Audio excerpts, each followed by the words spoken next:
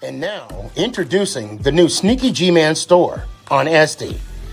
All you got to do, go on to SD, type in Sneaky G-Man store, and you could get your very own Are You My Malacca shirt, Samsung cell phone case, or just a cap or a beanie. Let's go Giants. Ow.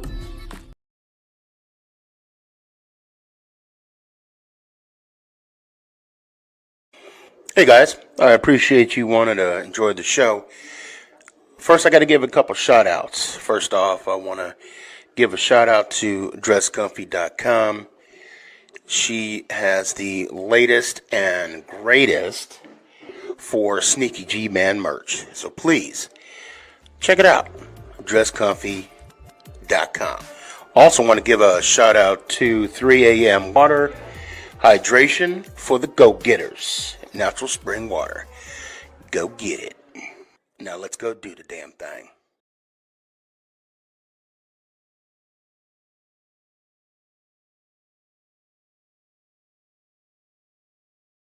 Before we do the damn thing, I got to give a shout out to George's Trophies, aka Sergeant M Replica Trophies.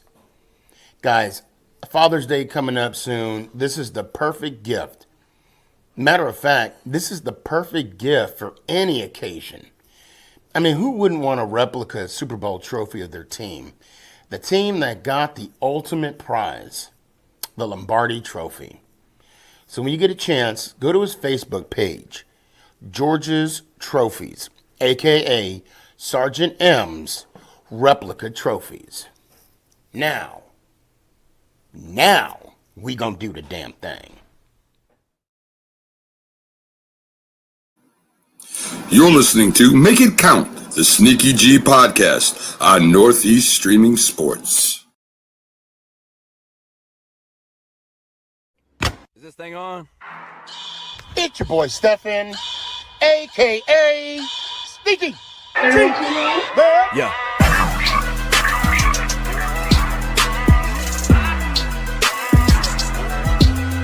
Yeah. Lyrical assassin. Yeah. Let's go, Giants. Ow! What's going on, everybody? It's your boy Stefan, a.k.a. Sneaky. But what is up? What is up, Giant family, G family, whatever you want to call it? What is up?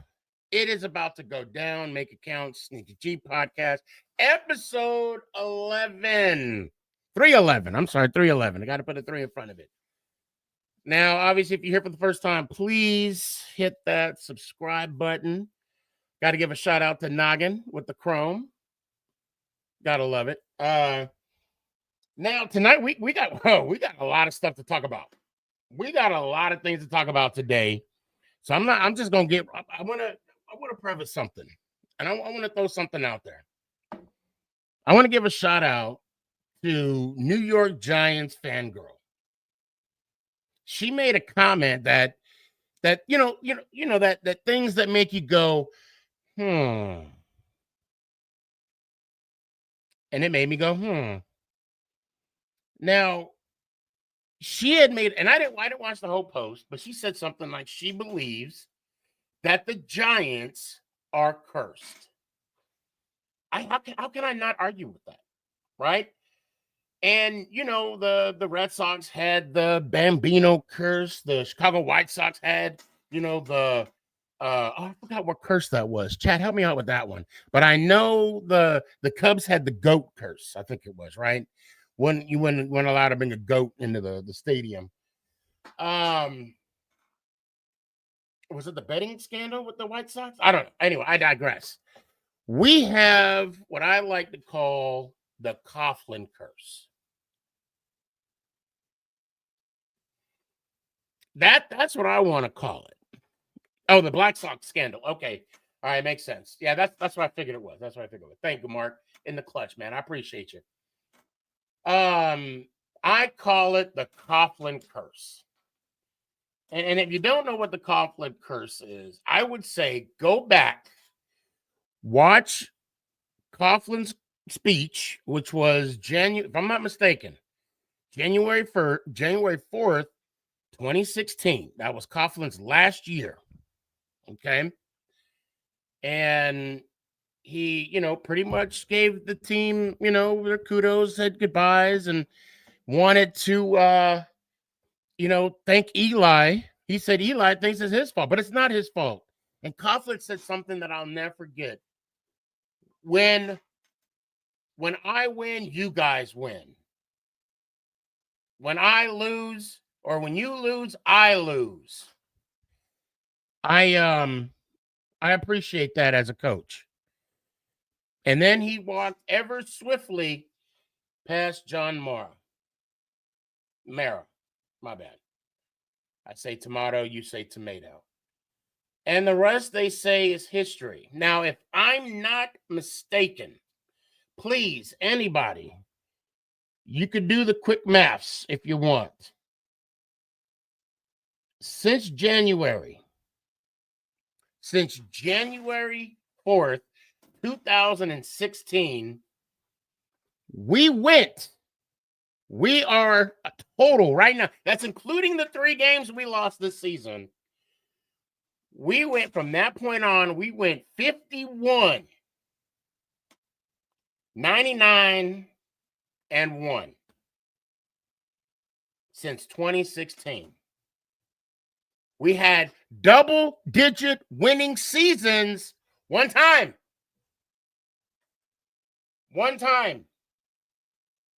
You know that song, Killing Me Softly, right? One time. Yeah. That's how many times we went 11-5 with McAdoo at the helm. But we can all argue, we can have that argument, that conversation, saying that it was Coughlin's people, right? We can say that. We can say that.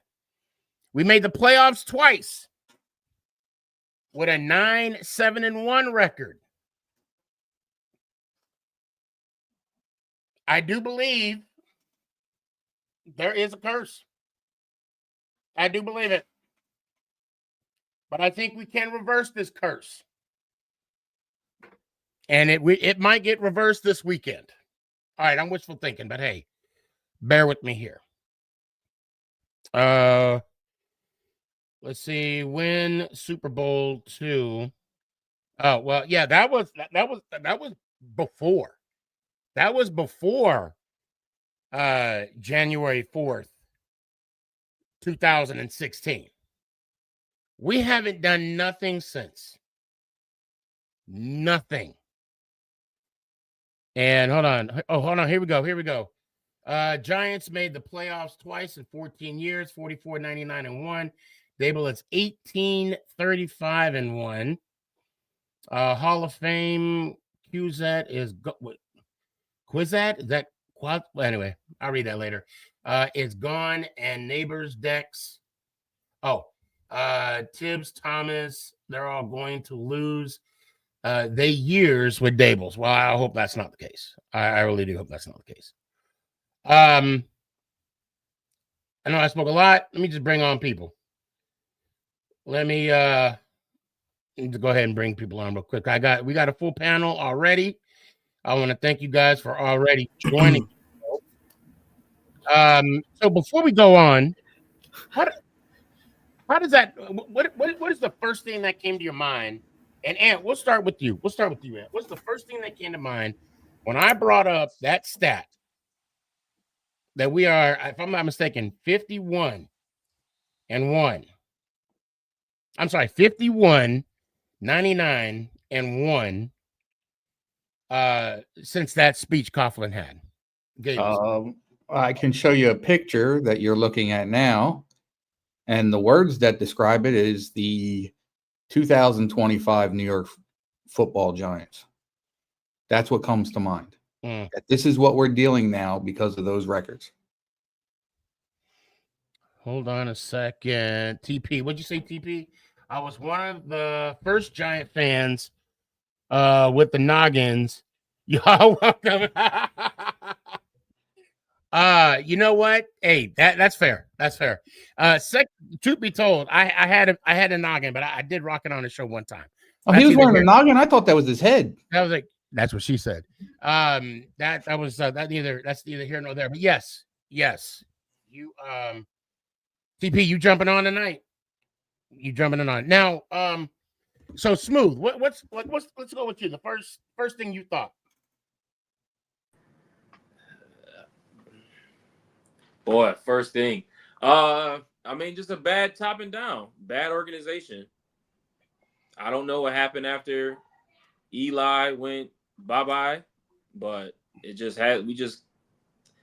the way Coughlin left, the way they pushed out Eli, put some type of bad juju over the organization because that's not what is supposed to happen with two guys that brought you 2 Super Bowls. I feel like that was what we got in Daniel Jones. That was the stint of us not having success, in my opinion, after that.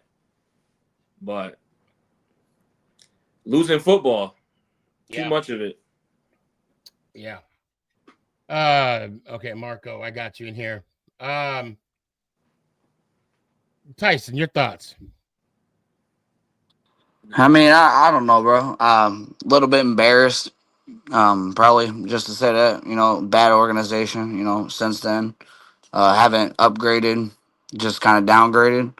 But I try to look on the bright side, I mean, there's years to come. We got our future quarterback now. He's starting this week. It's about time we see what's made of him.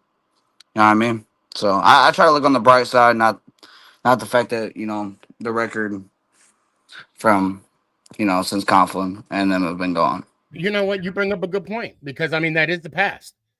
We don't want to be judged on our past. We want to be judged on what we're going to do this week. You're right. Week 4. And, yeah, there's nothing wrong with that. And ironically, with Coughlin coming in 2004, leaving in 2016 the way he did, we've now had what? We had McAdoo, Spags was there for a couple of games, right? And then we had Judge, and now we got David. We've had 4. Yeah. Shermer. Don't forget Shermer.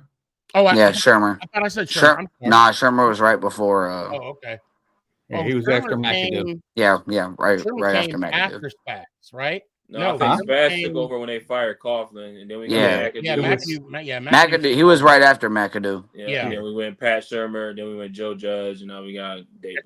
So then hold on, we got McAdoo, Spags, then we got Shermer. Yep. Then Judge. That's 5. Now Dable. Garrett. Yeah. That's 5 coaches. Oh yeah, we forgot about Garrett too. We had Garrett too. Well, Garrett, he was offensive coordinator. He was our OC, head coach. Yeah, you're right. He was offensive coordinator. You're right. Yeah, not head coach. TP, your thoughts, man? Yeah, man. As far as the curse is concerned, Yeah, that's how I'm starting the show tonight. We talked about the curse. it's funny how we were talking about last show. We were kind of talking about what's the word? What's the word? What we talking Sorry about? if it's loud. Anybody remember? What's the word? What were we talking about last show? Yeah, we were no, talking about last show. Kansas City. We were talking about I'm forgetting the word for it, but things that like theories. Like conspiracy theories. Conspiracy theories. There we go. Yeah. There we go. It's funny that we were talking about that, and then we kick off the show with that big one right there. But I'm gonna tell you, that's because of Giants fangirl. Shout out. That's because of Adriana, because all of a sudden, I don't know if you guys saw this, right? All of a sudden, I saw Coughlin speak all over TikTok, all over Instagram, all on my For You page, right? So I thought about it. I said, let me do some digging. I'm on my lunch break, and I look at the record from the time he left, from the time Coughlin left. Hold on, and I'm gonna pull it up real quick because I got it right here. Coughlin left, like I said, January 2016. 2016, we went 11-5. 17, 13-3, 18, 5-11. And I'm just gonna go down the road. 4-12, 6-10, 4-13, 9-7-1, 6-11, 3-14, 0-3. What the hell? I mean, at the end of the day, she's not wrong. You know, I'm not gonna sit here and say she's No, I wrong mean, because she's not. But if we're going off of facts, right? But that's the thing. She didn't even bring up numbers. I was like, let me see what we got. Let me see where we at right now. Oh, but you know what, Sneaky, though? I mean, we see Dallas, they just had a Netflix documentary about this, man. And it's just really just one of those cases to where, like, you never know what you got until it's gone. And it's easy to say, oh, you know, without this piece, we could do A, B, and C, or without the other piece. But in some cases, man, these pieces that you move on from, they can't be replaced. And you know, I'm gonna push back a little bit, not to you on what you said, but I knew what we had. I knew what we had when Eli was winning those games, when that Giants team from, I'll even say 06, before the Super Bowl in 07 till 2012. I appreciated those years because we were spoiled. I mean, I'm looking right here. 07, 10-6, 08, 12-4, 09, we had a down year, 8-8. 2010, 10-6, and then 11-12, 9-7 each. We were winning games. We were winning games. Yeah. And I'm gonna tell you why I knew what we had, because and you probably could testify with this. When Phil Simms was there in the mid to late 80s, early 90s. I was, but then when I found out in 93 when we waived Phil Simms because Dan Reeves came in, I'm like, you know, at first when I know Giant fans, we don't ever say this name, Ray Hanley, when he came aboard after Parcells, I'm thinking he's going to take over like George Seifert he did with the Niners. Oh, was I wrong? Oh, was I wrong? You must have been the only one that thought that. You know, I mean, I was naive. I was naive because, you know, we still had Lawrence Taylor, Leonard Marshall, Banks. They weren't going on anywhere. We still had Phil Simms. but the unfortunate part, the unfortunate part about our line of work is no matter what we believe and no matter how we think on this panel, we could all think one thing, but if the Mara family does it, yeah, then hey. Well, and again, that's why I'm saying I knew what we had with Eli. And when people were, you know, 2013, 2014, when people were calling for Eli to we got to move on from that, I'm like, be careful what you wish for. And here we are. We're on our second rookie that's going to be starting similar to how people let go Eli Manning, and I just hope and that I hope Coach Dable lasts another year. That may be a hot take. Only reason why I say that is because I don't want another coach to come in and coach Dart completely different. I don't want a Daniel Jones 2.0. I'm gonna get off my soapbox. No, yeah, no, I'm with you on that. I hope Dayball, you know, stays. I don't dislike Dayball. I mean, I think obviously we're gonna have some changes this year, especially at the defensive side of the ball. I don't think Shambone will be here after that, but I don't know. For me, it's just like we'll know what we're getting into after this week. You know, I'm not like I said, I'm not expecting Dart to come out and change the game. I'm just asking him to do the bare minimum, which is limit turnovers and know how to read a defense. I mean, that's all I want. What are y'all talking about right now? What you just said you want more Dable? You want Dable to stay? I'd rather have Dayball stay, yes, because I don't want another coach coaching Jaxson Dart up. My thing right now with the whole Dayball situation is what he's doing right now, what's to come on Sunday is going to be the telltale of what happens to Dayball. If Jaxson Dart can spark some kind of ignition on this team and we get a couple wins out of it, it may just save Daboll's job. However, if we continue on this losing streak and end up with a record close to or the same or even worse than last year, I think Daboll's gone. As far as the Joe Shane thing, I like Shane. I don't think he's done enough wrong to be fired. I think he's had a bunch of good draft picks, more good draft picks than bad ones.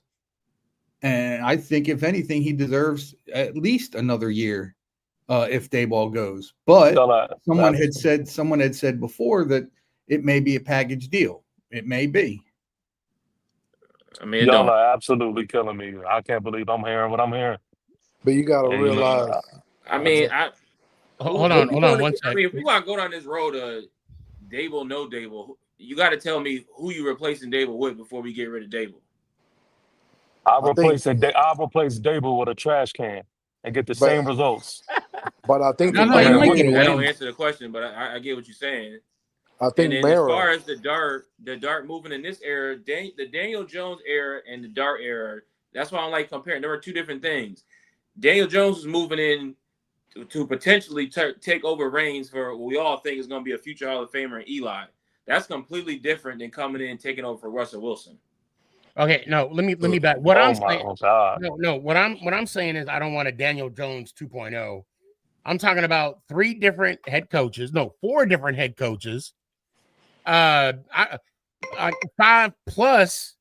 offensive coordinators through his 4 years of on the team, countless of changing offenses and just no continuity, no consistency whatsoever.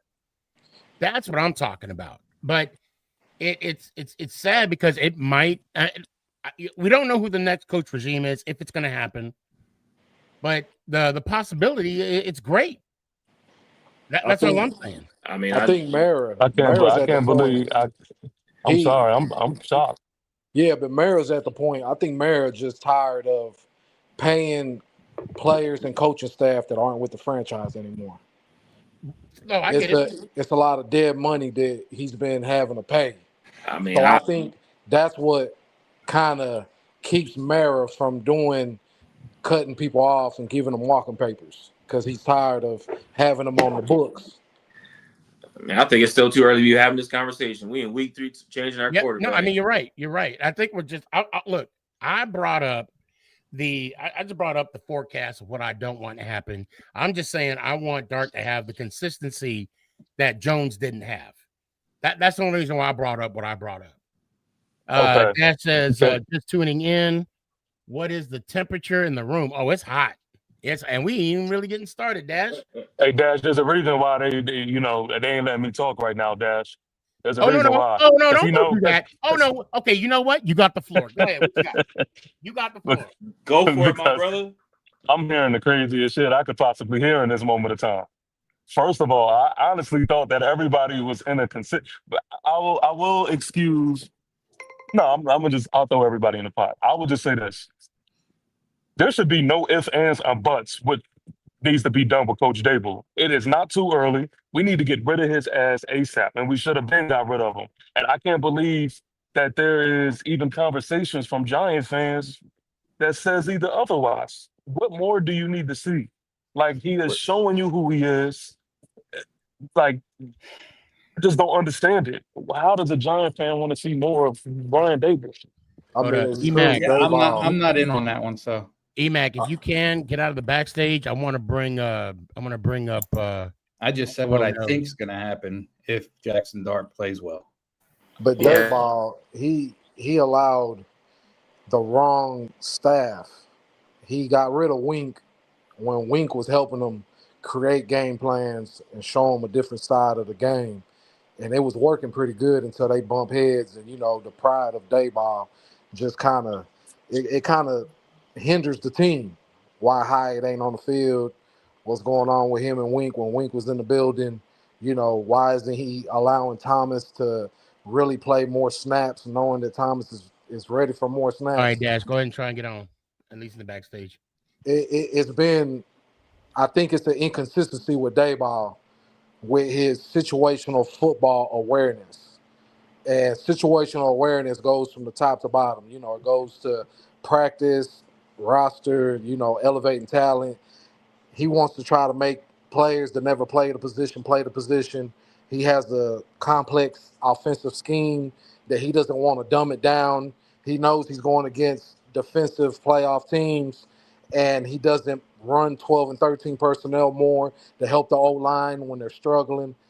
And as you've seen some of these games when they ran 12 and 13 personnel, they were actually being, you know, productive. They were moving the ball. And I don't understand why they go away from it. Dayball thinks that we're a shotgun team. We got Patrick, my homie Jordan back there, but we have Russell Wilson. He really isn't that. And we really don't have the receivers for that at the moment. It's like he forced the issue. He kept forcing the issue. He kept forcing it. And when you're a great coach, you got to look at your coaching staff. You got to look at your players and your roster and whose ability is capable of doing what. All right, Dash, instead go of ahead. Try forcing now. it. And I think Dayball he kind of shot himself in the foot a lot of these years trying to force things with Jones, forcing, you know, Quadzilla out the door, you know, just different things that didn't make sense because there's no reason why Quadzilla should have not retired a Giant. And it's just crazy. I mean, I get a lot of what you say as far as strategy, but as far as player personnel and keeping and who we shouldn't keep, I mean, you can't lay that all on Dable. If that's the case, then Joe Strain got to be a part of that as well. For sure. Yeah, it goes hand to hand. Yeah, you know, Joe. And I just think we're talking about two different things here because when you walk in 2022 with all those veteran players, we had a lot of good talent on the team. So it wasn't hard to put that talent into something to make the playoffs. I mean, they made the playoffs. That's coming off Gettleman's horrible salary cap that Joe Shane had not had to weed through since he's been there. But 2022. That's why I give Joe Shane his props right there. That's why I give him his props, man. But that also affects the talent on the field when you have to strip your roster down because you have no salary cap. Yeah, but in 2022 though, let me ask you a question. Look, in 2022, to my point, he ran a lot of 12 and 13 personnel. If you watch that year, it wasn't Jones shotgunning it out. The O-line was terrible. He couldn't do that. And that's my point. My point is he realized what he could and couldn't do, and he made the playoffs doing a simple task. The great teams in the league right now, they run 12 and 13 personnel early and often. Just last night, the Lions beat the Ravens running 12 and 13 personnel. Simple blocking schemes. Doubling the point of attack with 600 pounds of O-linemen on one play. What did they do in 4th and 3? They put the ball in his stomach, pulled it out, and threw the ball. Hold on, let me ask this. Which team was the more talented team, 2022 or this year's? This year. I'd say this year. Question. This year has too much talent. So why are we comparing Saquon Barkley and McKinney and Cat to a completely young team? I mean, that's not all right. Is this year? Are we all agreeing that this year is the more talented team? Look, when I look, yes, than 2022. Yeah, but Bowen is keeping the defense back. So then, I can't. You know what? I'm going to be honest. So then again, I can't really see that for myself because now, if we're going to compare that roster to this roster, I mean, obviously, you know what the first game was the Titans, which was a tough Titans team. Second game was Carolina. I mean, it wasn't as a tough Carolina, but we beat them. Of course, we lost to the what was it? We lost to Dallas, but then we beat a good Baltimore team. We beat a good Packers team. You know, we started off the year 6-0. Yeah, I mean, well, no, it's like we lost once. I think we lost once. We started out 4-0. Yeah, no, we lost the third game at home. Oh yeah, to the Cowboys. Yeah. So 2022 was a fluke anyway. If we want to, well, I mean, if we're talking about talent on a roster, the best way you could judge talent is what's on the field. I mean, I know, Ant, you hate this term. On paper, we should be undefeated. But obviously, if we're going to compare, you know, the two rosters, I got to go with 22 with what we produced in the win column. That's no way. Okay. No That's way. not- Yo, that's- and that's just and my- to what I that's just my said, opinion. That's just my for what I opinion. said though, that was a fluke. And here's why I say But- it's a fluke, because of the fact that that same team was put on the same field the following year, and what did they do? Absolutely No, it was nothing. not the same team in 23 that was in 22. They lost 2 players. That's all they lost. It No, was We but the lost. same also, team. No, but we also had a on completely defense too. different We lost line. people Yeah, off for we had a defense. completely different line in We 2023. didn't. We didn't. We lost 1 player out of that offensive line. Go look it up. I'm telling you. We lost 1 player out of that line, and it was the dude that went to that came from Buffalo and went to the And Niners. Saquon wasn't there. Feliciano. John Feliciano. Feliciano, Yep. Saquon left. McKinney left. Then he retired. Saquon left 2 years later than After the 22. playoff season, we had him after the Yeah. playoff. Yeah, after the play. But Yeah, I would say this. Whoa. McKinney Yo, and Saquon last year was the first year we didn't have him. Yeah. You're right. You're right. Yeah, you might get it. I would say this. Where I believe the Giants really first messed up when they fired Wink. I wasn't a supporter of Wink, but you had built a whole defense around being aggressive, blitzing, man-to-man coverage. You even I agree with got that. you picked your first round pick as a press man corner, and Mhm. then you get Shane Bowen. You can't do that. Yeah. What they Yeah, should have Bowen's did, trash. Exactly. they should have promoted. I can't remember the guy's name. I think I can't remember the defensive secondary coach's name. Grant. They should right? have. I don't know if Did it was Graham Grant, take but they over for Oh, him? Pat Graham. no, not Pat No. Graham. What was the defensive coordinator? He worked the secondary. It was the year everybody said Tay Banks had a good year his rookie year, Oh, and Oh, he God. was in the conversation. He was in the conversation to be the DC. That's who should have been the DC. When you switched up the defense and went to a zone defense, when you was a man press, blitzing, aggressive defense, that's where everything messed up. So I gotta Keith, push back I on love that. that point, right? I love that point. But whose fault is that? I was just about to bring that up. I was Oh gonna push yeah, back oh on yeah, that. that's the GM. That's the GM. No. Nah, I do believe. I I do would say that's believe. Daboll's. Because Yeah, that's both. we seen the hard knocks when he was pleading for him. Austin, I'm going to put you in the backstage real quick, okay? Okay. Real quick. Hold Here's on. why And- here's why I can't blame the GM completely, because the GM's job is to get the players that the coaches want. So if the coach is coming to you saying, "I got to have this guy, I got to have this guy. This guy's our man," Wink It's wants him. definitely This guy hand in wants him. hand. The GM has to look at it and go, okay, we're picking here. Can we make it fit in the cap? The GM's more involved or more worried about the money aspect and what he can put on the field. But Daboll is the one that has to pick these guys. Wink at the time is the one that has to pick these guys. These are the guys they got to work with. That's why I constantly said, and half of you in here can attest to this, I've said completely since the day Wink left that Tay Banks is going to fail because he's a complement and the biggest part of what Wink did with his defenses. The minute sir. Wink was gone, Banks is gone. So All right, I I'm wanna a pause little real quick. confused. I want to pause. Like, I hate to change the vibe in here. I'm going to try and get as many people as I can in here. I got a great problem tonight. So if you're in the backstage, please be patient. I got you. The linebacker play for sure has suffered from Wink being gone. Well, H-Town, you brought up a really good point. And I mean, first off, I want to thank you so much for supporting the show. You've been in the comments 24/7. Thank you, for your time being on the show. I had to get you on. But you should know what I'm about to say. Ann and I, we talked about Banks multiple times on how we the environment, on how we lost the first round pick that year because we picked him up, and then the following year we fired Wink, and now we got this prevent zone defense. Now I want to do a little hot take real quick. If we would have had the high potent offense that we thought we were going to have, this defense wouldn't be too bad. I mean, It's tough to let's say talk about because right now. Wink? What are we about to talk about right now? About time. You mean Okay, obviously the wins ain't showing it, right? But without me looking at the numbers of what were ranked, and it only takes a couple clicks. I mean, defensively, we're terrible, man. We're giving up. We're second to last on giving up passing yards, rushing yards. We're like top 5 in that at the bottom of the list. We're giving up the most. Oh, Yeah, We're like I number digress. 7 at the bottom of the list of giving up points a game. We're like We're number 5 at the bottom of the list with rushing yards. And hold on, H-Town. Hold on. I stand corrected. I was wrong.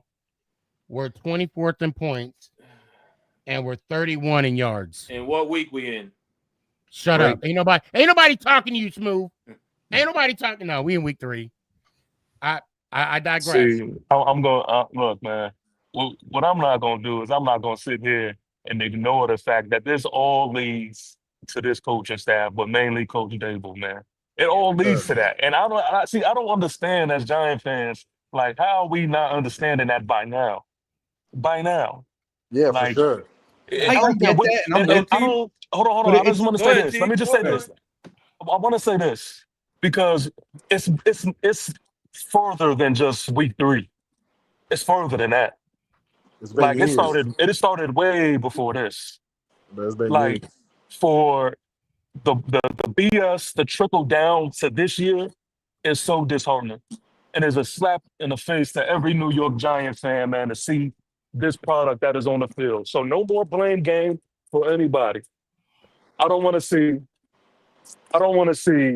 the blame being put on nothing outside of the common denominator, which is Coach Dable.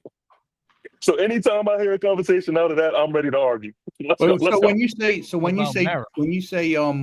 Brian Dable, you mean his staff too, right? The staff that he picks, yes.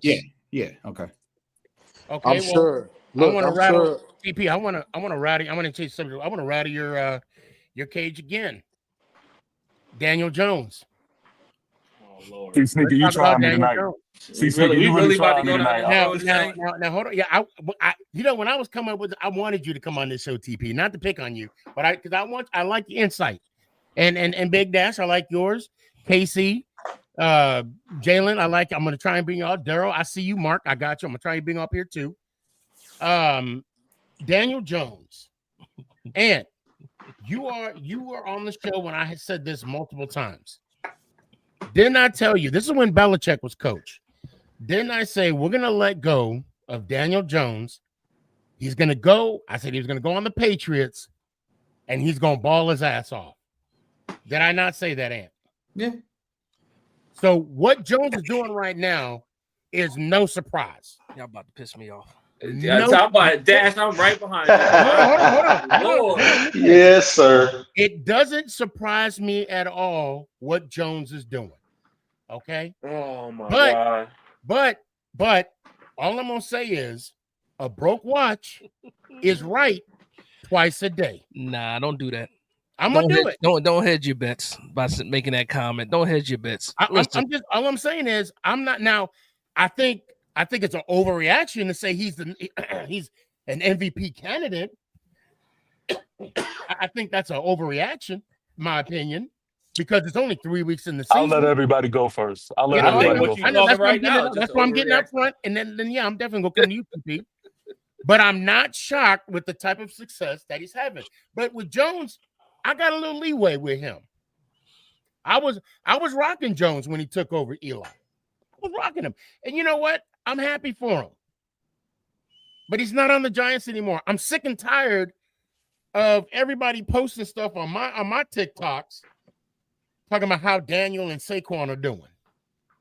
I mean, don't forget McKinney. That's just they only mentioned those two. I would have. I wouldn't even mention Cat too. Players back from '85 that left. I would have mentioned Cat too. Cat Williams. I would have mentioned him too. Right. But look, another man's trash is another man's treasure. Are we forgetting about Brett Favre when he left Atlanta? He was the third string quarterback in Atlanta. I'm even going to go further back with that quarterback that went on the Raiders that won 2 Super Bowls that was drafted by the Patriots first overall. Anybody? MVP? Say this again. They played for who? He was drafted by the Patriots. Okay. And then he went to the Raiders, and he won 2 Super Bowls with the Raiders. He was MVP of one of the Super Bowls. You must be talking about like 80s. I'm talking about Jim Plunkett. Oh, okay. Yeah. Someone said Rich Gannon. No, even Rich Gannon. That's what I thought you were talking about. All I'm saying is, Gannon went to the AFC it doesn't surprise me when a Championship. player leaves a team and balls out on another team. It doesn't. That's the name of the game. That's what happens. That's why people leave. Yes, to get a fresh start. But the Wow. question Go ahead, is, Dash. What- Go ahead. Go tell Daniel Jones. Go ahead. What do you got for me? What's the question? look, Why the is he doing question it? will be, is with the roster we had with Quadzilla and Jones and everybody on there, the question will be is, do other franchises staff like the Ravens, Bills, Steelers, those staffing coaches, if they had that same roster, if they have the roster we have right now currently, or the old roster with Quadzilla in them, do those staffing coaches, bring more production to those rosters? What's that? What staff? See, all right. Just So can I just can any, I go? any Hold on. staff, the TP, Bills go ahead. staff, Go ahead, TP. the Ravens staff, Okay, so that's been my whole Daniel Jones take, and I like talking to y'all because if anybody knows, it should be y'all. Now, when the whole world was against this take, and I was called all types of names and delusional and all this other shit, it was easy for everybody to have that simple take that, oh, Daniel Jones, everything bad about the New York Giants is Daniel Jones. What made me so upset in that time was that, yes, Daniel Jones, it was bad quarterback play. I always said that. But what made me so upset is what makes me upset to this day. The bigger piece of the pie for me has always been this coaching staff because they did not help Daniel Jones at all. They did not create a scheme that catered to Daniel Jones' strengths either. That's not Said true. that. So on top, it clearly is true because we see We're good. we see it being done over there with Indiana, and now everybody's sitting here Let, acting like, where does this Daniel Jones come from? let me I tell you remember why. y'all Let me telling. tell you why. Hold on. I just want to finish. Because then I'm gonna be quiet and y'all could say whatever. Because I remember y'all being the ones telling me, "Oh, he can't throw the deep ball." What are y'all talking about? I said, "What are y'all talking about?" Y'all said all of these things that he couldn't do, and week after week, I was just like, I just can't believe that Brian Dable and staff is being just sweeping by. So why I be so passionate about this is because when I'm on the island by myself talking this shit and y'all be thinking I'll be like super crazy, and then stuff like this happens, it's because of that. And see, now everybody's finally slowly hopping on the train, and now everybody's putting a flashlight on Coach Dable, and I'm like, well, I've been saying this. You on your own train with the Daniel Hold Jones. on, brother. I TP. ain't on that Don't forget TP. I had your back when we was defending Daniel Jones. So I had your back. But hold on a sec. I just want to read this comment. Sean Jackson says DJ also playing in one of the worst divisions in the NFL. The AFC South is a joke. Remember, I called it the AFC Soft. Y'all make so much excuses, bro. This is crazy. First, it was the first game. First is the first game. Wait. He played the Broncos. Hold on, TP. TP, that's the only one. That's the only one. Hold on. Answer me this. Name one AFC South team that won the Super Bowl. Okay. Like I said, wait until the Colts play the top team in the AFC and NFC. Now, I didn't say the second part was what Jackson said. I just said that they're playing in a soft division. And who they got in that division? The Jaguars. That's it. Texans, Jags, Wait, Colts, they're all horrible. Don't even matter. So, hold on. Did you say what team in the NFC South has ever won a Super Bowl? AFC. I thought you said AFC South? AFC South, yeah. The Colts. The Colts. Yeah, they got one. Did they win it? Were they they were the South, right? Yeah. All right. So can I go, please? Go ahead. Go ahead. Take off, Dad. All right. So anyway, I'm just kidding. So one of the main things that Daniel Jones said when he was talking about Shane Steichen was how he simplified the offense. That's out of the horse's mouth. They simplified the offense. They made it clear. Second point is this. Look at the stat line for the running back for the Colts too. So what best helps a quarterback is having a good running game, right? And then when we say we never put him in a position, what did we do the first time we had him in 2022? We simplified the offense, and he had a Pro Bowl running back. So that's exactly what's going on. But I will say this: the Colts' offensive line is better than the Giants ever had. That's one thing. And nobody ever said that he can't throw the deep ball. He wouldn't throw the deep ball. That was the problem. But that you may have said that, but that is not true. That is not true. They said he can't. I'm not saying you said it, but they definitely said he can't. I know for a fact they did. That's fine. We knew he could throw the deep ball because there's enough Darius Slayton highlights to see that he could throw the deep ball. The problem was he became gun shy. And that's clearly an issue, and it could be the offensive line. Again, he doesn't stand alone by himself. But now, when we look at the Colts and who the Colts played so far, because again, it's a lot of blue Kool-Aid getting passed around. They started off with the Dolphins. We already know who the Dolphins are now. Then they had the Broncos, and I was like, yeah, that's that Broncos defense. And then we kind of see what the Broncos are now. And then it was the Titans, and we absolutely see who the Titans are now. Thank you. And guess what? Looking at their schedule right now, I got it pulled up. Next week, they got the Rams. Then they got the Raiders. And they got the Cardinals. Then they got the Chargers. I don't know where they ranked as far as strength of schedule, but it don't look too bad. Then they got the Falcons. Like he might take them to the playoffs. He might absolutely take them to the playoffs. But let's not be fooled about what we're seeing here. When he came out of his own mouth, he said Shane Steichen simplified the offense for me. And I'm gonna say this one thing. Let me say this one thing. Look, I want to see Daniel Jones when he take his first hard hit, because I'm guaranteed he gonna turn into a pumpkin. The clock gonna strike 12, and he gonna turn back into a pumpkin. He gonna have them big eyes when he doing the media interview, and it's gonna be all that all over again. See, he hasn't got hit yet, y'all. He might so not. Let's wait until he gets hit. He might not, but I'm betting he is. You know, he still has that neck. He still has a neck injury that he is still trying to protect. He has to protect that for the rest of his carear. And then also, I'm gonna step to the side after this throw. The other thing is that at some point in time, Daniel Jones is like you said, he's gonna turn into Daniel Jones, but. Wow, I lost it.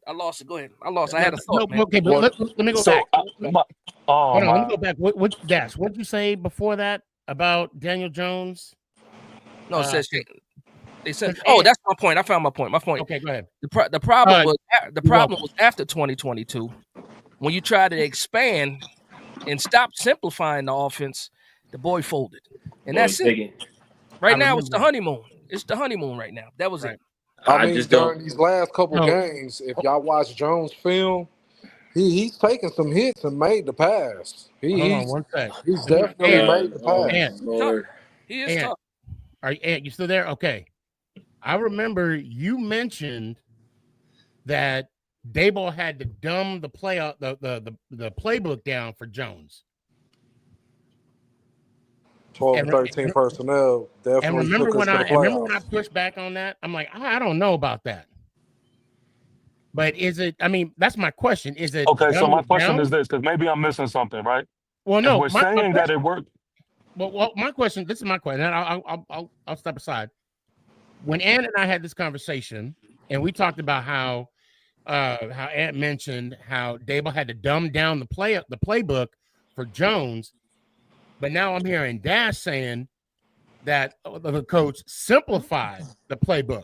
So is it simplifying the playbook or is it dumbing it down? It's the same thing. I know exactly. So then who's at fault right now? Plus we got to take into consideration. We got to take into consideration what Daniel Jones said last week when they asked him about the difference between playing for the Giants and the Colts. His subtle answer was, I have receivers that get open now, and I got time behind the line. If that's not a shot at the Giants, I don't know what is. Mm-hmm. And how many years are we going to have to say, O-line, O-line, O-line, O-line?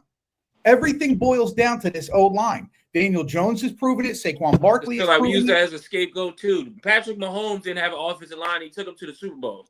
Patrick Mahomes is a different breed of coach. Okay, so I'll break it down like this. Where did the Colts head coach come from?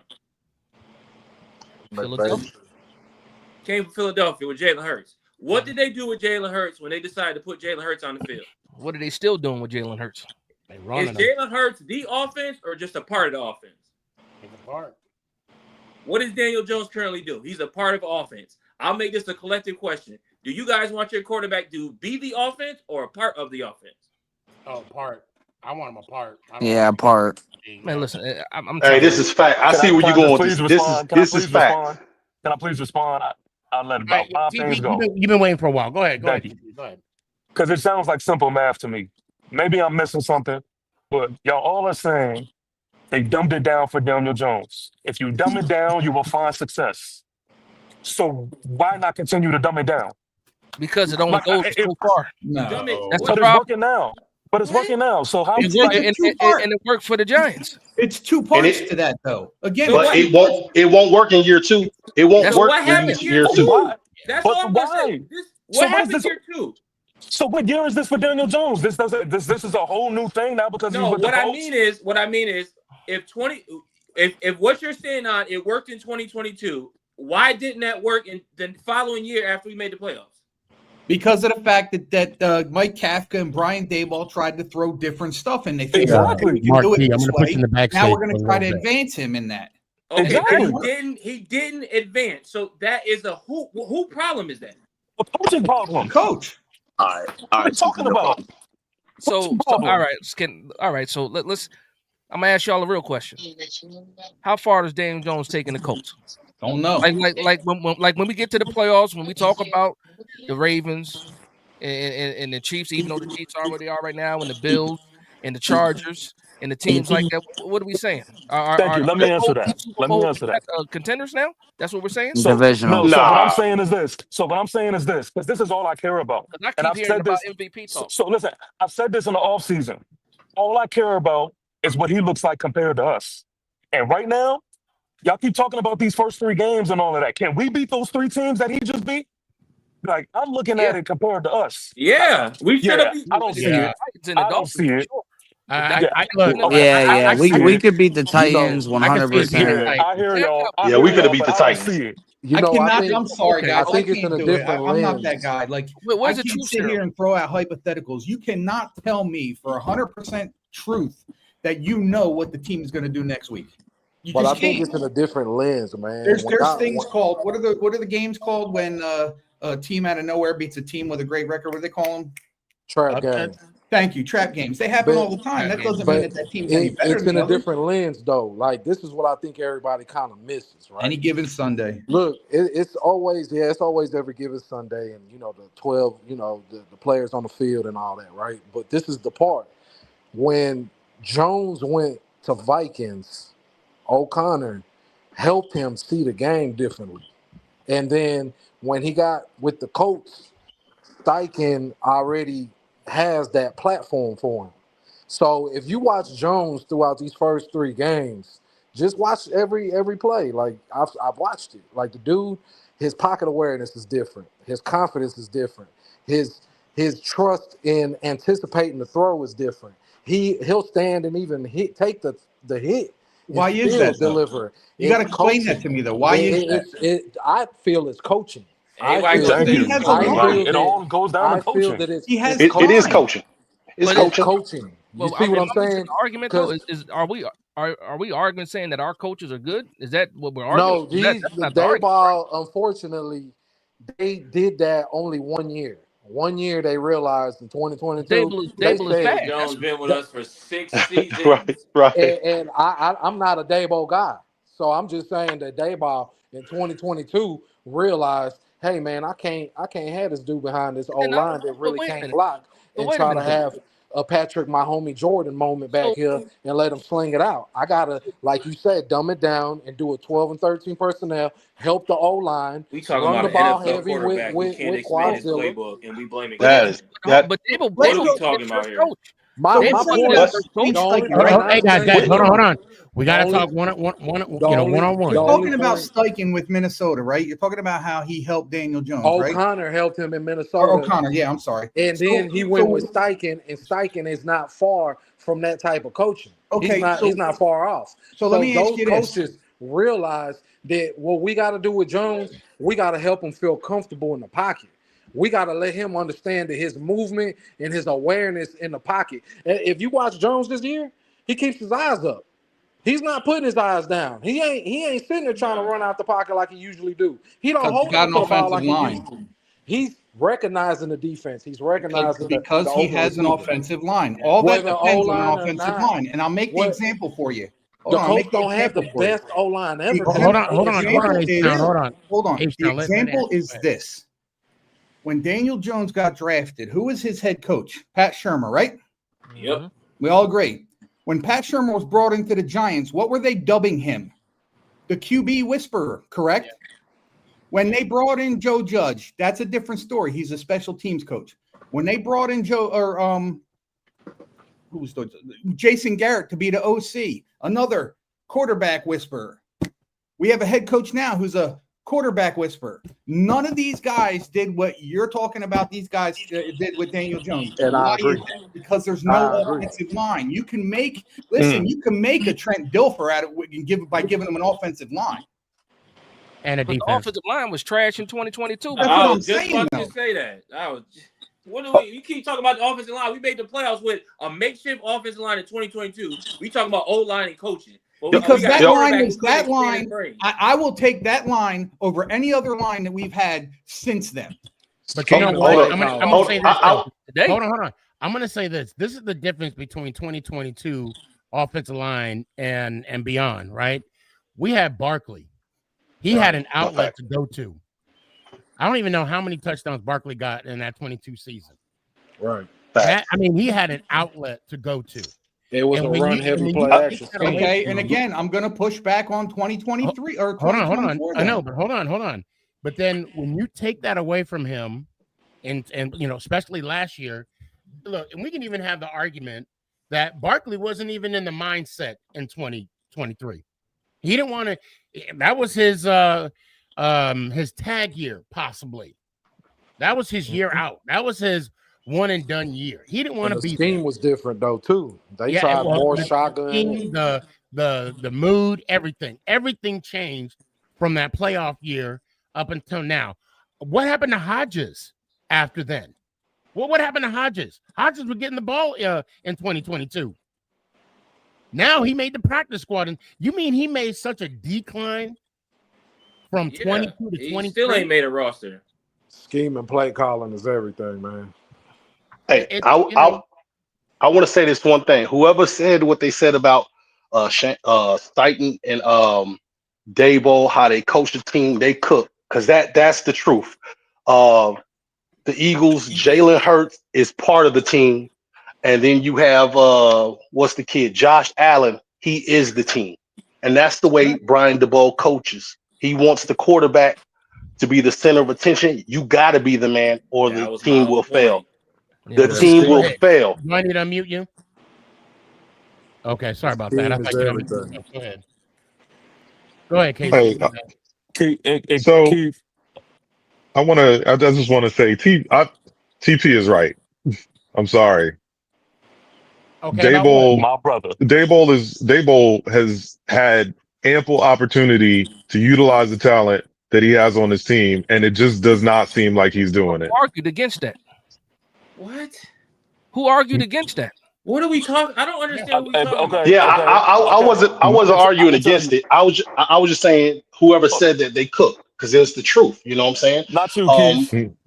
Hold on, I do want to catch him up. Because you the table was good. I'm gonna let you know. I'm gonna let you know, because Dash, she wasn't on here when there was defending talking about give Coach Dable. They want to see Coach Dable buy more time, and that's kind of how this kind of smoked up. So it's not. That's in the room. That's in the room. I just want to put that in there so context. Squeaky said give him one more year because he didn't want to see Dart go through the same situation Jones went through with 4 or 5 coaches, 4 or 5 offensive coordinators, and then for Dart not to have the opportunity to develop properly. That's why I think Dable's going to be back next year. But do you keep him? But do you keep him and basically retard his development? No, I mean, listen, if I I'm was with you guys. Mara, I'm with you guys. I think he needs to go. But you got to yeah, consider the situation, the whole situation. You don't think John Mara's saying to himself, I don't want to do the same thing with Jaxson Dart. So he's right, got to give Dayball a chance. So it's right. going to go beyond this year. Now, So what It happens is. after next year? I I, don't know. I'm not I saying think it's going to I happen, think but John I Mara say wants it's to get him out. I think there's a 55% chance that Dayball comes back next year. so Cat, Wow. I'm They guilty. they they done made John Mara look like a fool too many times. There's too many players that left and won championships. No, Saquon, no, no. Kadarius Tony. We So, talk. All Well, right, Oh, he man. got don't even Not talk about right, Tony. Kadarius Tony. Listen, I'm That just saying was he won a Super right, Bowl. Joker. I'm right. guilty, right? But he's not in the league. Go ahead, Dash. Go ahead. So I'm guilty. I missed the beginning of the conversation, and I absolutely don't think that Dable should be saved by Jaxson Dart at all. And the one thing I'll say is this: we've seen a lot of quarterbacks. Justin Herbert, his rookie year, his coach got fired the first year, and then they brought in what's the dude Staley, right? And then he got fired too. He made it through regime. It ain't about saving Brian Dable. Now Brian Dable threw a Hail Mary today. I'll say that. He pushed all the chips to the middle of the table, It was his and, last he's betting on Jackson Dart. Facts. So look. Facts. if that fails, I don't care if he looks bad. I mean, You don't get another year. Just okay. Can I'll you be guys honest. answer me a question? What's up? Position by position. Who out of the three teams that we played, who were we less than Say that. I said I couldn't hear what you said. What do you mean? talent wise? As a total, or Who are we worse than? Talent wise, who were we less better than? or worse? Talent wise, were we better or worse than the teams that we played? I know where you're going. Yeah, Okay. definitely All right. on a lot of positions because Hold the on. quarterback position. I got to say this. See, that's the problem because of the fact that we didn't win a game. It's easy to say that the other team was more talented than us. No, that's not what I'm saying. No. I'm And Sneaky saying missed this point earlier, too. talent wise, we were better than these teams. Not quarterback You're wise. talking about on paper. Yeah, but at the On one paper, position sure. On paper. position that we needed to win games didn't show up. Because we don't do the little What things. position? What That's position? not for the Cowboys game. He did show up. Just saying. I mean, all Right, those that's why I'm teams. asking. What position? We have been out coached Thank you. each game. I agree. Thank Absolutely. you. But then again, you Yeah, got to think about I agree. those other teams. They didn't play their A game against us. They let us in the game. A lot of So those us teams, not if they converting. executed better, Wait a minute. we would have got beat way more than what My we got TV beat must by. be broke. We Hold must on. be watching Hold two on. different things. We could dissect each game and we could go talent for talent, position to position. But I'm going to reflect mainly on this last game against Kansas City Chiefs. Look, when you go 1 for 10 on third down conversions, you're not going to win games. Our offense couldn't even stay on the field. And then, of course, we could talk about the penalties against Dallas. I mean, we could argue that's a coaching issue. We could say that. And the lack of offensive production against the Redskins. When Hudson should have been pulled and he wasn't. What, in Washington? No, and against Dallas. I'm going game by game. I'm going backwards. I'm just saying. The biggest problem with this right now is discipline. Russell Wilson There's no throwing the ball discipline away on on this a fourth team down. whatsoever. Well, Russell Wilson throwing the ball away on the fourth down. What was that? I mean, we could all agree. It's all coaching. Yeah, but it's a bunch of hands in that pocket. In that Everything pocket. can't be coaching. Everything Hold on. coaching. Hold on. So I want to get to this point, Smooth, because the way you had a lot of emotion when you just. So which part are you focusing on? We as can far focus as on if we want to talk about. Okay, so we got a veteran quarterback who can't get off his first read. Are you telling me that's coaching? Oh no, he did wrong. I'll say this part though. I'll say the route concepts outside of the Theo Johnson when he threw it over his head. When we get in the red zone, do you see the route concepts? When everybody's to the right side of the end zone and nobody's out to the left, except for the first game when he missed late. We talking about. I'm talking about the whole game. We talking about isolated. We talking about just that. But that happened a lot of times. That happened throughout each game a couple times. The game didn't happen because the ball, the Russ got hit. That one that got deflected. Malik Neighbors had dude beat on the right side, going I down think the that's the sideline. one that Theo didn't block that corner coming off the side. That's the one with Theo. I got next, bro. I got next.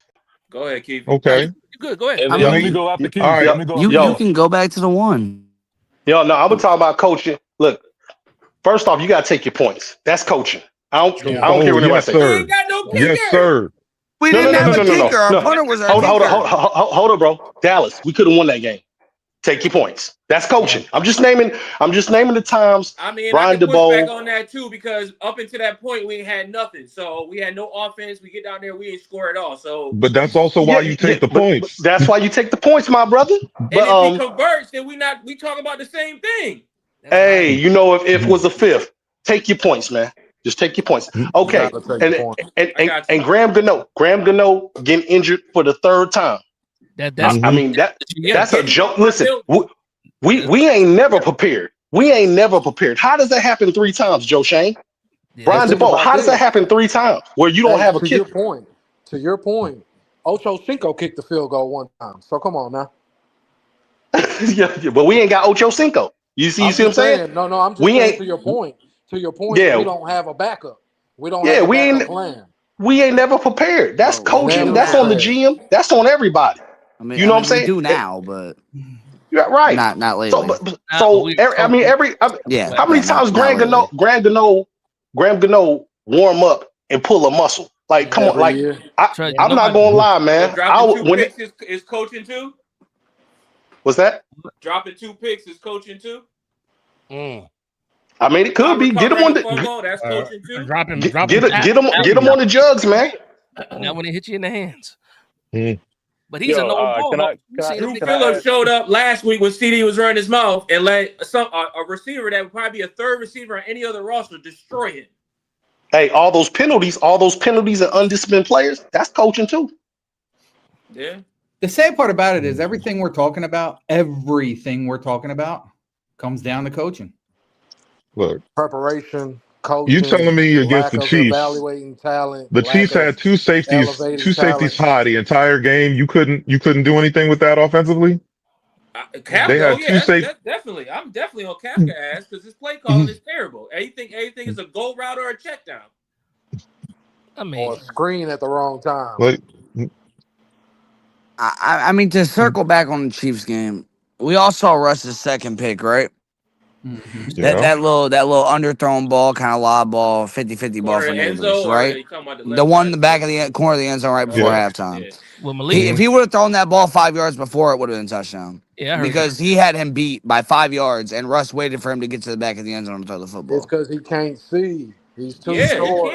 But that's a problem. Again, it's still a problem. Yeah, and what happened? And that's not a coaching problem. That's not a coaching problem. In the story, we suck. Period. Doesn't matter who the coach is. Doesn't matter who the players. We suck. Period. Man, I just feel like that's the scapegoat, man. We can say it all across the board, man. Russell is not what we need to have back there. He can't see down the middle of the field. I mean, let's face facts here. Everybody knows why Russ was brought in. Russ was brought in to be nothing more than a bridge quarterback. I mean, can you guys sit here and tell me that you honestly expected Russ to take us to the promised land? Because I can't expect nothing. No, I didn't. So that was 0-5. But I expected him to win a couple games. All right, hold on. Bottom line, the reason why we got Russ was because they did not know how the draft was going to play out. They didn't know who they were going to get as a quarterback in the draft. Now that being said, let's talk about Dart, the new era. My question. I just wanted to make a. Go ahead. What you want? Do you want to say the final word? Oh, get over it, TP. You're right. We're wrong. Go ahead, TP. No, y'all go ahead. Y'all go ahead. No, I mean, do you want me to move on, or do you want to say something what we were last talking about? I wanted to wrap this whole thing around with just saying this, right? Go ahead. And I've said this before, but it's not necessarily a Daniel Jones conversation that I was really. It's not Daniel Jones actually. But he just so happened to be the player. And it still remains to this day. Do players have a piece of the pie? For sure. For sure, players have the piece of the pie. But to me, I just see it as the coach having the biggest piece of the pie. To me, I don't watch these games and don't say that Coach Dable doesn't own the biggest piece of the pie to it. So we can name things like players being undisciplined at times or not catching the interception, not recovering the fumble. Those are very well true, and I can't argue that. But the coaching errors outweigh all of that to me. I think these players are bought in. Well, I don't know about now, but they were bought in. I think they were playing with an intensity that I wanted to see, and we were let down by our coaching. So that's it. Now, Situational play calling awareness. and I'm gonna say this about Jones too. Say what you want about Jones. He himself admitted that he did not make enough plays in that interview. And I appreciate him for being accountable for his actions. But now we got a new rookie. We got Dart starting this week because of the failures of Daniel Jones. Now, I'm not shocked by this decision.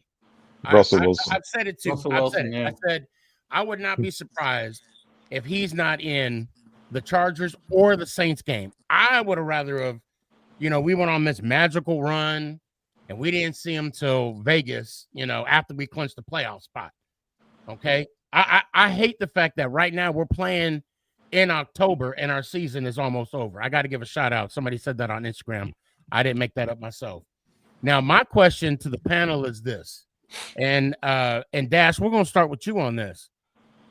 I think we need to be realistic and have low expectations with Dart. However, should I anticipate, not expect, should I anticipate a win this week? No. Jesus Christ. Not at all. I'm asking the question. That's about Chargers the only are too person good. that'll save this season. Go ahead. Go ahead, Dad. So I wouldn't expect a win. I will expect the play call to be a little bit different because they're gonna run a different type of offense. You're gonna see more RPO. You're gonna see the quick game. That's what Dart does. You're gonna see the shotgun. You're not gonna see him under center. It's gonna be called differently. But nah, we talking about the Chargers right now. Now I won't say never, but as far as expecting it, I'm not expecting it. No. Now you said RPO, so then I have a follow-up question for the panel, but I'm gonna start with you, Dash. Are we gonna go over under 2 with illegal man down the field? Oh, I hate that. I mean, is that fair? I'm trying to think. I'm already with the negative juju, boy. No. That's cold blooded. I don't think so. I think under. Am I wrong to ask that? I think under. Dart gets the ball out of his hands fast. Okay. He does. He's decisive. He's decisive. He goes from his first read to his second read pretty quick. He's not fairly shy. quickly. Yeah, he's not a most player definitely. that he doesn't hold the rock. He likes to see if something's there. If not, he's gonna go to the next one. And he's an intelligent player. His acumen is there, so he knows where the next receiver is gonna be, and he's gonna anticipate that throw. That's what's good about him. What's good about him is his anticipation. He's on some Drew Brees type of anticipation with the gun arm slinger of Josh Allen arm. You know what I mean? He's not quite a Josh Allen just yet, but once he puts more muscle on him and more strength, he's definitely gonna show some Josh Allen type throws with his athleticism, moving the pocket, resetting the pocket. See, the problem with Russ, he didn't reset the pocket enough, and the coaching staff didn't realize that Russ was just good with a good running back and with rolling out and moving the pocket for him. But that didn't happen. But Dart, he's gonna make that happen. He's either gonna see the first two options, if the ball in the air is in the air and it's ready to go, or he's gonna tuck it and run. I just hope he doesn't get injured running the ball. That's the part. Yeah, that's that. I mean, that's the scary part. And what's your thoughts on Dart? We'll see. I mean, honestly, we'll see. That's all I can say. You were so monotone with that answer. You're just. You know what it is? Honestly, I'm tired of trying to predict things. It's just you got to show me something. I don't want to make predictions. I want to show me. Again, it goes back to on paper. On paper means ass. I want to see on field. Casey, what do you got, man? I mean, so I'm with Dash. I think that the offense is going to look different. But if the play calling doesn't get better, if they don't play some situational football, it's not going to matter. Dart's the new shiny toy. They don't have tape on him. They don't really have film on him. He's going to be able to do some things. But again, the play calling's got to be better.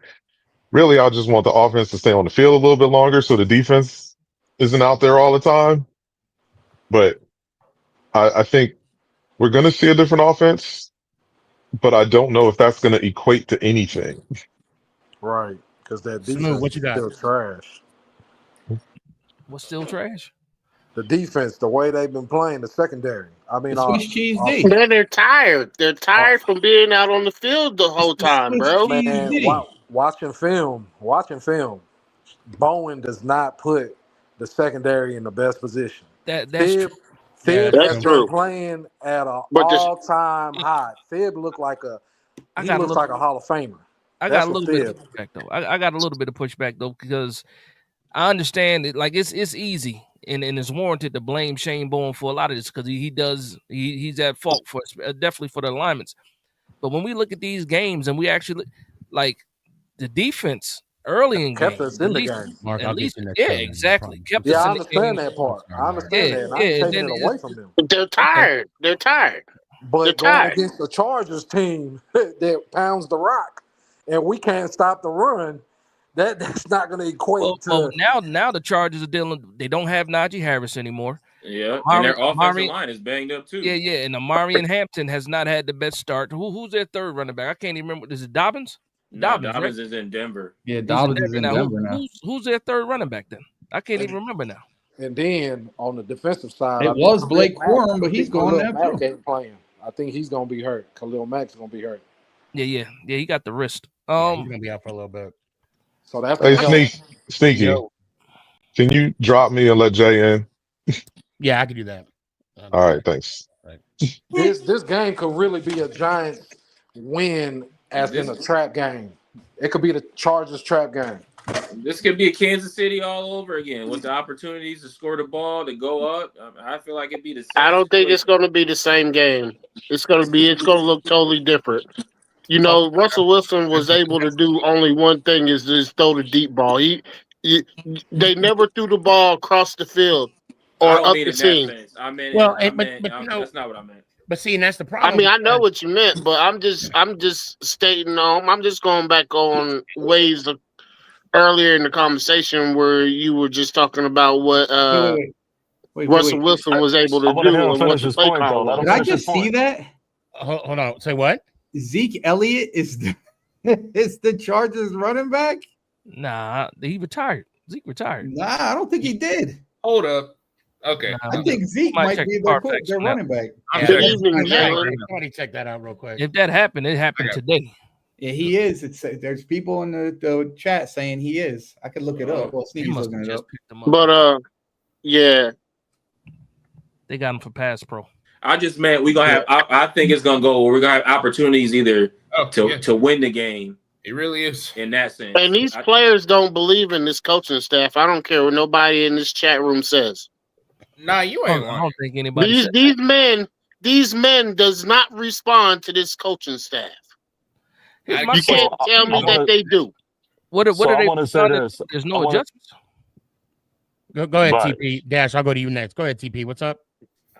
So I want to say this, man, because I ain't gonna lie. I hear a lot of me and y'all, man. I'm gonna be real with you. The optimism, the hope is damn near sad, y'all. Like, I think ultimately, man, it's just not enough this week. It's just not enough because offense is one thing, and then you have to worry about the defensive side, and then it's just okay, yeah. Let's say the play calls do change. The play designs, though, have been terrible. Like, unless these major things change, which I don't see it changing, there's just no world where I could see us, man, really seeing the full potential of these guys, man. No, it has to change because, again, Russell Wilson played under center. It's certain concepts that you run under center, certain depth that the quarterback has to get. When you go Jaxson Dart, you're not going to see him on the center. It's going to be shotgun. It's going to be RPO. It is going to look different. Execution is going to be the big question, though. Can they execute? Yeah. And I mean, I talked about expectations. Now I want to talk a little bit about Jaxson Dart and what he can do. What he does automatically is makes the defense respect the quarterback being able to run, but they also got to respect him taking the shots deep. So that's one thing. When it was Russell Wilson, you had the deep ball, and that was it. And that was it. So they the defense will have something more to think about. Not having Khalil Mack is going to be a factor for them because guess what? They got rid of Joey Bosa too last year, and he went to the Buffalo Bills. Later not being there. Yeah, that too. So I think that we'll see the center. I mean the middle of the field get attacked more. You might see more tight end because Jaxson Dart likes using the tight ends. You're going to see more of that too. But ultimately, like I said, do we have enough offense and defense to to try to get this game? Now it all depends on how this. Can I piggyback off that? I think. Hold on. I got one thing to say too. Okay. One thing that I'm concerned, and I want to jump on what you just said too, about what San Diego don't have and what we need to have as far as execution wise. What about adjustments? Mm-hmm. Are we gonna make adjustments like game time adjustments during the game? Mm-hmm. I mean, that's my problem. We're not making any type of offense or defensively adjustments during the game, and that's what I think is hurting us. But we cannot, as a coaching staff, I'll say, and I'll stop by this. As a coaching staff, we cannot be stubborn. You got to change the plan if plan A don't work, and they just keep forcing that deep ball. Look, Kansas City, they was covering Neighbors like a blanket. They was on him white on rice. Are we talking offensively? Or are we talking about defensively? I'm talking about defensively. Defensively. He couldn't get no yak yards. I think he got like one reception, and he didn't get that in the second half. He only had two catches. He only had two catches. I'm sorry. And they both came into the fourth quarter. Yeah. And I'm just like, we had. I mean, did we run any short routes with him? Did we run any did we put him in slot? Did we put him on the weak side? Did we line him in tight? So. No, we didn't make no adjustments whatsoever. And defensively, how many wide receivers was wide open down the field in the middle zone pocket? I mean, how many? Again, I just want to bark on this. Game time adjustments. That's going to be huge, and I have yet to see it this season out of the 3 games. On man coverage, though. So we did, yeah. So Sneaky. So that's like my big thing. Is that's a great point, including the adjustments. But when I say like the play designs, it's like, okay, yeah, the plays will change, different personnel, but the genetic makeup of who these coaches are, like, I still don't see that these coaches are going to be able to put out offensive plays that have any type of wittiness to them. Like, I still think that the play designs are still going to be weak. Like, no excitement. Like, I still don't think they have that bag. So I think that is going to be the same. And so, like, until they show me otherwise, which they just fail time after time to do so, I just don't see it. Again, I don't think we have a roster problem at all. I really don't. So I agree with that second part too. I don't think we have a roster problem. Obviously, there's some places you want to clean up some things. I'll say this: when in 2022, when we saw Kafka first got here and just with some originality with the plays, he was dealing with a quarterback that was also a running threat, similar to what Jaxson Dart is. Jaxson Dart's not the same type as Daniel Jones, but also when you think about the running back now, Tyrone Tracy's gone for a couple of weeks. We're going to lean on Scatterable heavy this week. Mm-hmm. I think that again. Well, Turbo probably get called up. I mean, I can't see it not happening. Didn't Turbo sign with a different team? No, he's still on the practice squad. That was Dosick, your tight end. You're right. But so I do think that there's going to be, again, the scheme is going to be different just because of who's going to be at quarterback. The creativity is going to look a little bit better because of who you got at quarterback. Again, he can do more things than Russell Wilson. So it's still a wait and see. I'm not saying that I can guarantee it because we can't guarantee anything. But it might look like it's more creative, but it could possibly just be better execution. But honestly, I don't mean to cut you off, but honestly, when you watch the film on the last 3 games, you watch all the offensive plays, Russ missed a lot of open receivers. Russ, he did not let the play develop. Russ was trying Because to he bail out can't too come off fast. his first Yeah, read. I understand all that. I understand. I'm just saying that he didn't let go of the ball when he should have. He was on the wrong read. He wasn't going to a second read. He wasn't resetting the pocket. He wasn't trying to take time and stand in the pocket longer. Like, it was a lot of receivers open. Like, if you put Dart in the past 3 games and you let Dart run the offense the past 3 games, I believe Dart would have made more offensive production, because Dart, like I say, he goes from his first read to a second read real quick, and he knows where he likes to go, and he can read defenses, I think, differently than what Russ does at the age he is right now. Because Russ just ain't trying to, get put in the hospital. He ain't taking them hits like he used to. So a young Dart, he's gonna take that hit. He could see the field better. He gonna stand in the pocket a little longer. He gonna move and reset his feet and reset the pocket more than what Russ ever thought of doing. And Got a lot I more believe that twitch too. I just wanted to say, I believe Dart, if he would have started the season, Dart, we probably would have had more production with Dart, honestly. I think we'd Okay. be 3-0. I think we'd be 3-0. I want to piggyback off him because these 3 games, we was in all 3 of these games. That's a All fact. 3 of these games were winnable games. Now, I do believe That's true. I do believe that our defense was just on the field a little bit too long. And then Okay. again, our Oh yeah. team, we now, don't do the little things Now, right, now, man. now, now, now, now, now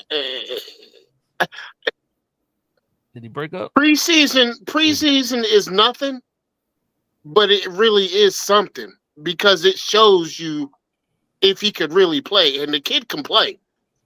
It doesn't take a rocket scientist to show you that somebody can play football.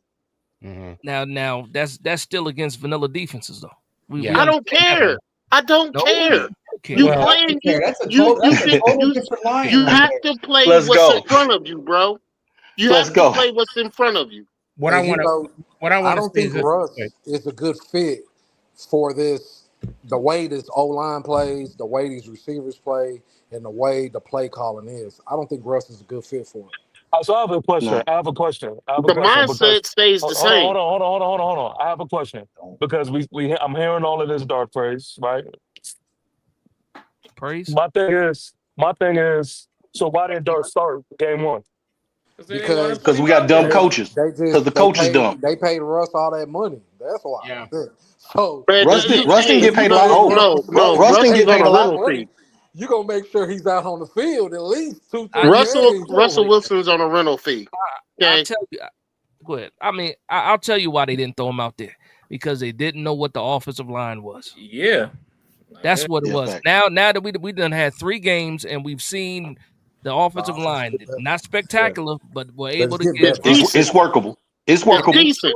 And then as soon as Andrew Thomas came back, and we saw Andrew Thomas, and I was surprised by it. He looked like he didn't miss a beat. And hold on. And He he was on a 25 count, 25 snap count. Yeah, like he was after on the those sideline, 25 man. plays was done, he was out. They Hey, put him Sneaky home. Dash. It looked like the man could have played the whole game though. Yeah, Thomas was on the sideline mad that they didn't let him play. Hey, listen. Thomas was over on the left side cooking. You hear me? He was He was. They played it smart. But look, man. Hey, I think y'all in here being gun shy, man. Look, hey, About pause. what? But listen, man. I'm gonna tell you what. Look, man. After that game, I ain't gonna lie. I didn't even watch the whole game, man. I had to dry my eyes. I had to take about 2 days. I had to rest. I had to, have a dinner with the wife. But I'm back, and I'm My telling boy you. said he was crying in the corner. Yeah, no, straight up. You know what I'm saying? Jaxson Dart gonna start. We gonna beat these Chargers. We gotta do it because I said it. We gotta do it. And Jaxson Dart gonna save the season. I said it. And you want those bragging rights for your co-host. No, facts. We can't lose, bro. I feel like we got some things that we need to.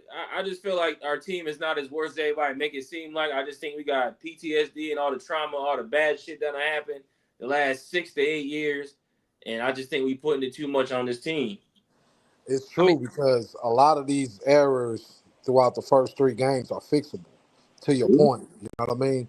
A lot of these errors are mental, are technique problems, are play calling issues, and especially with, defensively, and then, your quarterback that is kind of hindering the offense. So it was some issues. And we had some chances, you know what I mean? We had chances to take them games, but we just don't do the little things right consistently. I can point. Go ahead. Well, no, I just want to say this. You're right about the chances. We were garbage in week 1 in the red zone. Still had a chance to win the game. We had a chance to win the game in Dallas. It took us 5 quarters, which it shouldn't have. I mean, when you damn near got a field goal kicker that could kick it 100 yards across the field from field goal to field goal, and we couldn't stop a cold, and then we got to throw a pick at the end of the game. And then and say what you want, we were competitive defensively with the Chiefs the whole game. This is not the same Chiefs. Listen, I can point to 3 things in that Chiefs game, and it's way more than that. The first thing that probably changed the way that game looks is the Bobby Okereke play. The scoop. That's one. Man. I gotta throw some shade at Carter, Abdul Carter, when Mahomes closing out Steph Curry. Yeah. What was it? Hand in the face, like that. Get the man on the ground. That PI, 70 yards downfield. Yep. Carter should have just laid Mahomes out on that play instead of sitting there with the 3-point defense trying to blind him. And then actually 4. Debo, the 2 drop picks. Yep. 2 drop picks that ends those drives. And again, it was 9-6. Yeah. 9-6. And it should have been 6-6 going into half. It was yeah. It definitely should have been 13-6 with the Bobby Okereke scoop and score. Yeah.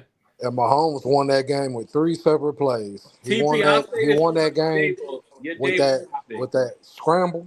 That scramble, he threw it deep, pass interference. Yep. He won the game when he evaded the rush and gained that first down with his legs. Yep. And then that other play where he actually completed it downfield to that receiver. Those are back 3 plays. Yeah. 3 plays. Giants just gotta have Carter. I hear oftentimes we refer to Russell Wilson when it comes to the lack of red zone opportunities. Like, this is the thing, right? And I'll refer to this Chiefs game. I do think that ultimately Russell Wilson has to give your receiver a chance to make the play. So I'm not really trying to defend Russell Wilson in that, right? But I'm looking at these choice of plays or these play designs that we chose to execute in the red zone, which was terrible. Nobody was open. Like, I looked at the all 22, and I'm just sitting there like, where's the ball going to go? Now, again, I'll just say this for people who didn't hear me. You got to give your receivers a chance to make the play. I know if I'm a receiver and you do that, I'm going to be pissed. They didn't even have one receiver running a slant. Not even one slant.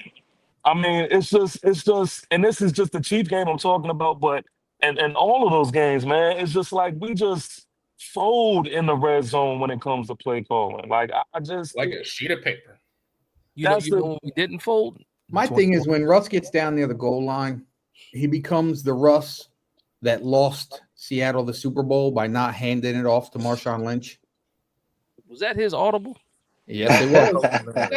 Yes, it was. The ownership wasn't gonna let Marshawn get that ball after he acted up. Because he would have been MVP. I don't want to hear that. You got the Super Bowl, and the guy that's been here. The guy has been running all over the field, has been killing people all over the field, and you mean to tell me ownership didn't want to give him the ball? Absolutely. Pride. You know what I wonder? You know what because I've been trying to figure this out, and maybe one of y'all could help me. Does he have the okay to audible in and out of shit? Because I'll be looking like about Russ. Yeah, he audibled in the Chiefs game. That QB keeper. That was audible. That was audible. That was terrible. That was terrible. That was absolutely neighbors terrible. went in motion. When neighbors went in motion and he was on the right and he was gonna go for a go route, but then he audibled into a run play. That's why neighbors was pissed off because neighbors was like, "Man, I'm about to go deep and beat this guy," but for some reason, Russ turned it into a run play. then Listen, if Russ has the okay to audible in and out of things, man, there has been times where he's just absolutely just effing up like completely. Because I'm looking at this like, no way.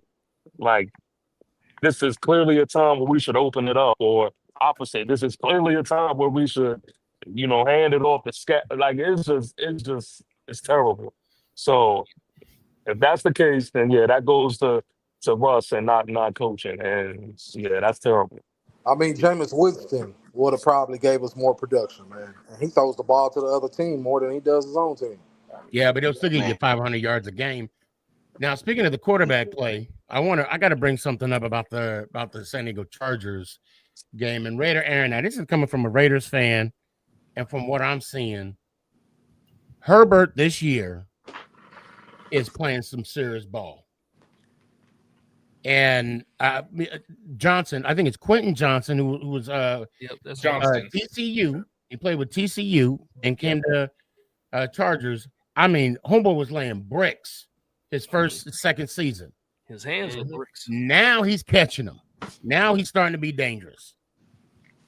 I wonder if Shane Bowen, I believe, this may be a hot take. I think we could probably cover him man. All right, but I know he's going to go to zone a couple times. You got to switch it up. I get that. But I think we could cover Quentin. The problem is going to be Keenan Allen. Keenan Allen coming back to the Chargers has been the key. He's been the key to that offense getting how it is. That his route running is precise. He's always open. Even while he's blanketed on defense, he still gets that little extra inch and ends up catching that pass. He just knows where the open place is. He doesn't give up. And him coming back to the Chargers has made their offense look what it is, has helped Herbert a lot. We going on a rabbit hole with Herbert. Herbert ain't been knocking off MVPs and winning Super Bowls. He in a 3-0 start. He playing great, but we're not gonna act like this is the next coming of Tom Brady. No. Come on. I'll definitely I think his coaching has allowed him to look better. Yeah, I'm not. I would not. I wouldn't even say Mahomes is next Tom Brady. That's an over reaction about Herbert. If we speaking about now, he's looking phenomenal. All I'm saying right now, look, that pass he threw across his body, rolling to his left. Dash, you're gonna like this one. Being a quarterback like myself, that's not easy to do. It's doable, but it is. It was a 40-yard pass. Yes. But the Chargers have some holes. He's always been doing that. He's always done that. Are you talking? He's always done that. Who, Herbert? Yes. Yeah. But Herbert, the Chargers have some weaknesses. The Chargers have weaknesses. Their O-line's pretty banged up. You know what I'm saying?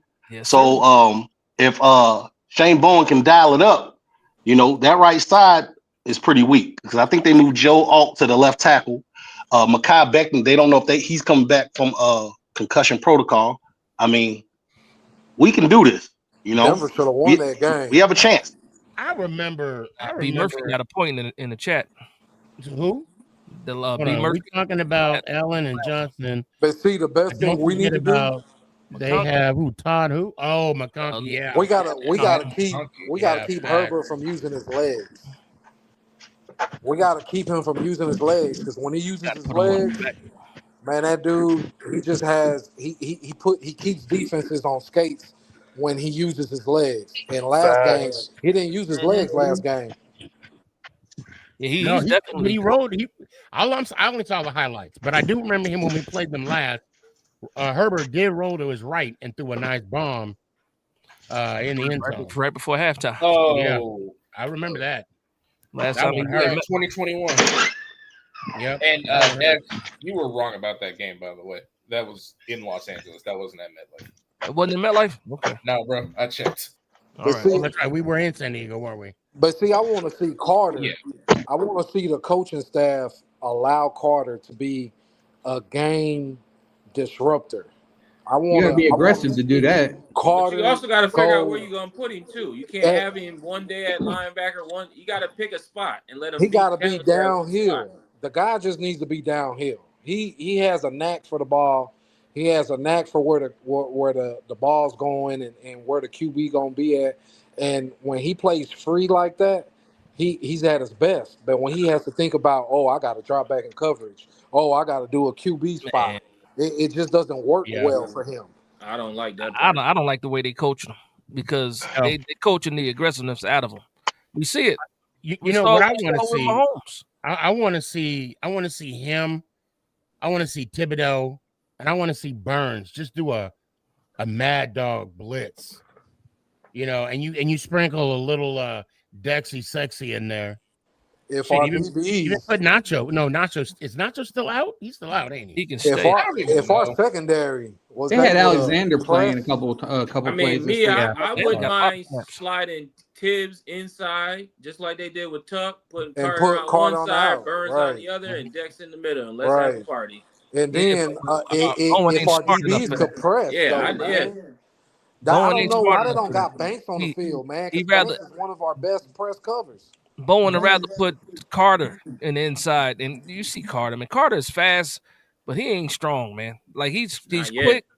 Yeah, he No, he he's definitely not. needs some sand in his pants going into next season. But like Bowen makes my head hurt because you do things to try to scheme up Carter, but you take away from Dexter Lawrence. Like, what are we doing here? And Dex ain't look like Dex yet, if we're gonna be honest here. He's out of And I football think shape. a lot of that has to do with where they're playing him. He's still playing less than 50% of the snaps He at ain't in nose football tackle. shape. Well, didn't they say Dex was hurt? Like they He said ain't in something. football shape yet. Well, He ain't in his football elbow. shape. He had some.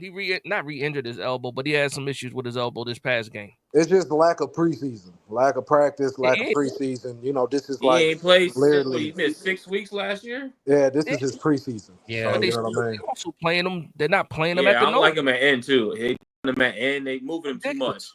So Yeah, when he needs to be over the center. because even when he beats the guy in front of him at the 3 technique, he's They still got too to double him. the quarterback. Yeah. He's still too far away. So by the And- time he beats that guy, he still got to go 3-4 yards to get to the quarterback. I like him at the nose.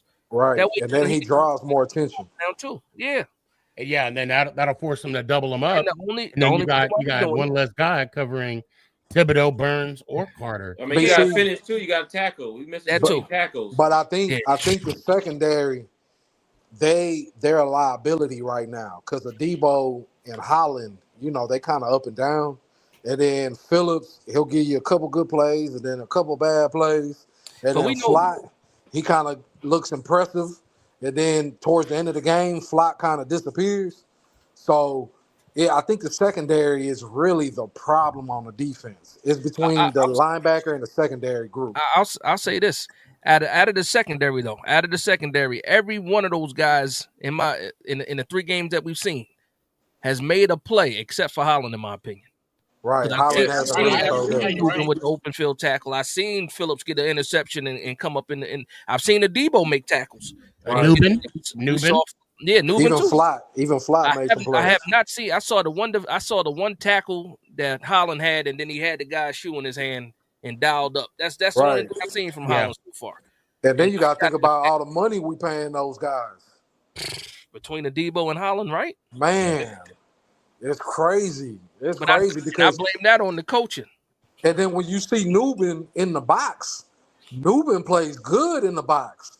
He actually runs like a third linebacker. But H-Town, where they playing Newbin though? Out Yeah, deep. they keep. You're right. He needs to be in the box. If I can see it, y'all can see it. Bowen can't see it. It's Newbin crazy. is not playing the same position that he played last year with Pinnock back there. Right. Holland is doing what Newbin did last year. Just like when last year when Bobby O'Carrick, Michael McFadden was doing what Bobby was doing with Wink. Like You know, I think maybe look, I think with Bowen, another thing is he didn't expect for Micah to get hurt. And Micah elevated his game throughout the whole preseason. That dude looked like a whole different player. He was aggressive. He was filling the hole. He was getting to the quarterback. He was flying sideline to sideline. So it was helping Bobby O, and it was kind of helping the whole D-line, right? So I think that's a key part that we're losing. I think we losing that part is really hurting what Bowen wants to really do. I mean, I'm trying to look for some excuses to help the guy keep his job because, in my opinion, he's trash. I mean, Wink would It'll be have noticed. Wink would have this defense looking like NASCAR. You see what I'm saying? And every quarterback would have to get rid of the ball within 2 seconds. We definitely got the personnel for Wink. Okay, now I know I'm getting ahead of myself. I don't like to go beyond this week, but I'm going to. I'm going to do something I have never done on this show before. I'm going to go beyond this week, okay? And I got reasons. I got reasons for it. I don't know if you guys remember, I got a bet with a Philadelphia Eagles fan. Oh, that we're going to go 0-17. That's what he said. I said, there's no way. Nah, they winning one game at least. No way in an Ice Cube inhale chance we're going to go 0-17. Now, the reason why I bring this up, I still don't believe we're going to go 0-17. We might get to 3-3 if Dart shows some. But I will, and I'm sorry, I shouldn't say but because I negated everything I said. Oh, yeah, Billy's here. Yeah, now you show up, Billy. Every time we lose these last 3 weeks, he always come in my live or always come on a post. Hey, how about I just win this bet right now? How about we just call it right now? How about we just call it right now? You are not winning this bet. We still got 14 more opportunities. Nah, they definitely gonna win at least 2 or 3. My question for y'all, At the very least, we got Chargers, Saints, Eagles, Broncos, Eagles, Niners, Bears, Packers, Lions, Patriots, Commanders, Vikings, Raiders, and Cowboys. Raiders, Saints, and Bears, winnable games. I'd say the Cowboys. Man, I don't have anybody a winnable game, man, until we prove it. I did that. Yeah, before. I learned my lesson. I'm a week to week dude, so I know we're gonna beat the Chargers on Sunday. I'll stand on that. Dash, you gotta shout out Dash. It's hard when you don't have film on the quarterback. So they don't have film on Dart. So that's definitely a plus for the Giants. All right. Well, I hope with good quarterback play, that's all we need.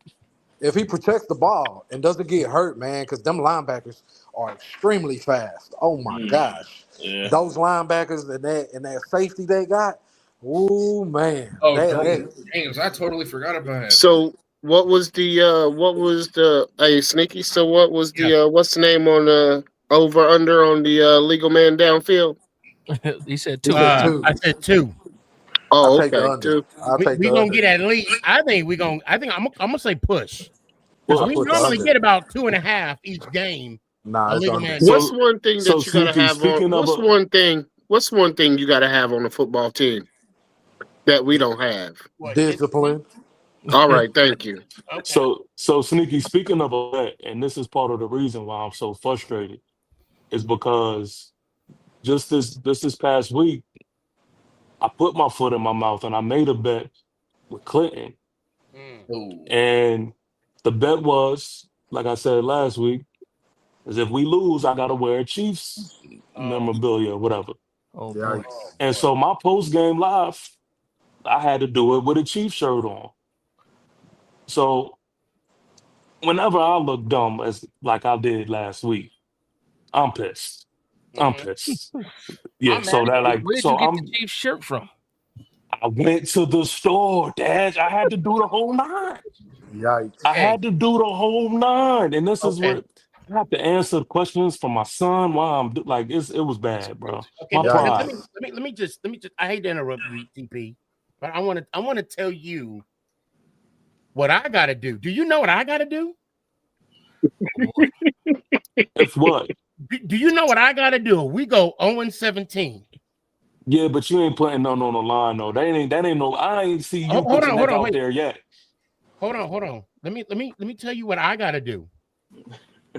I not only gotta get an Eagles jersey, I gotta get us some medium.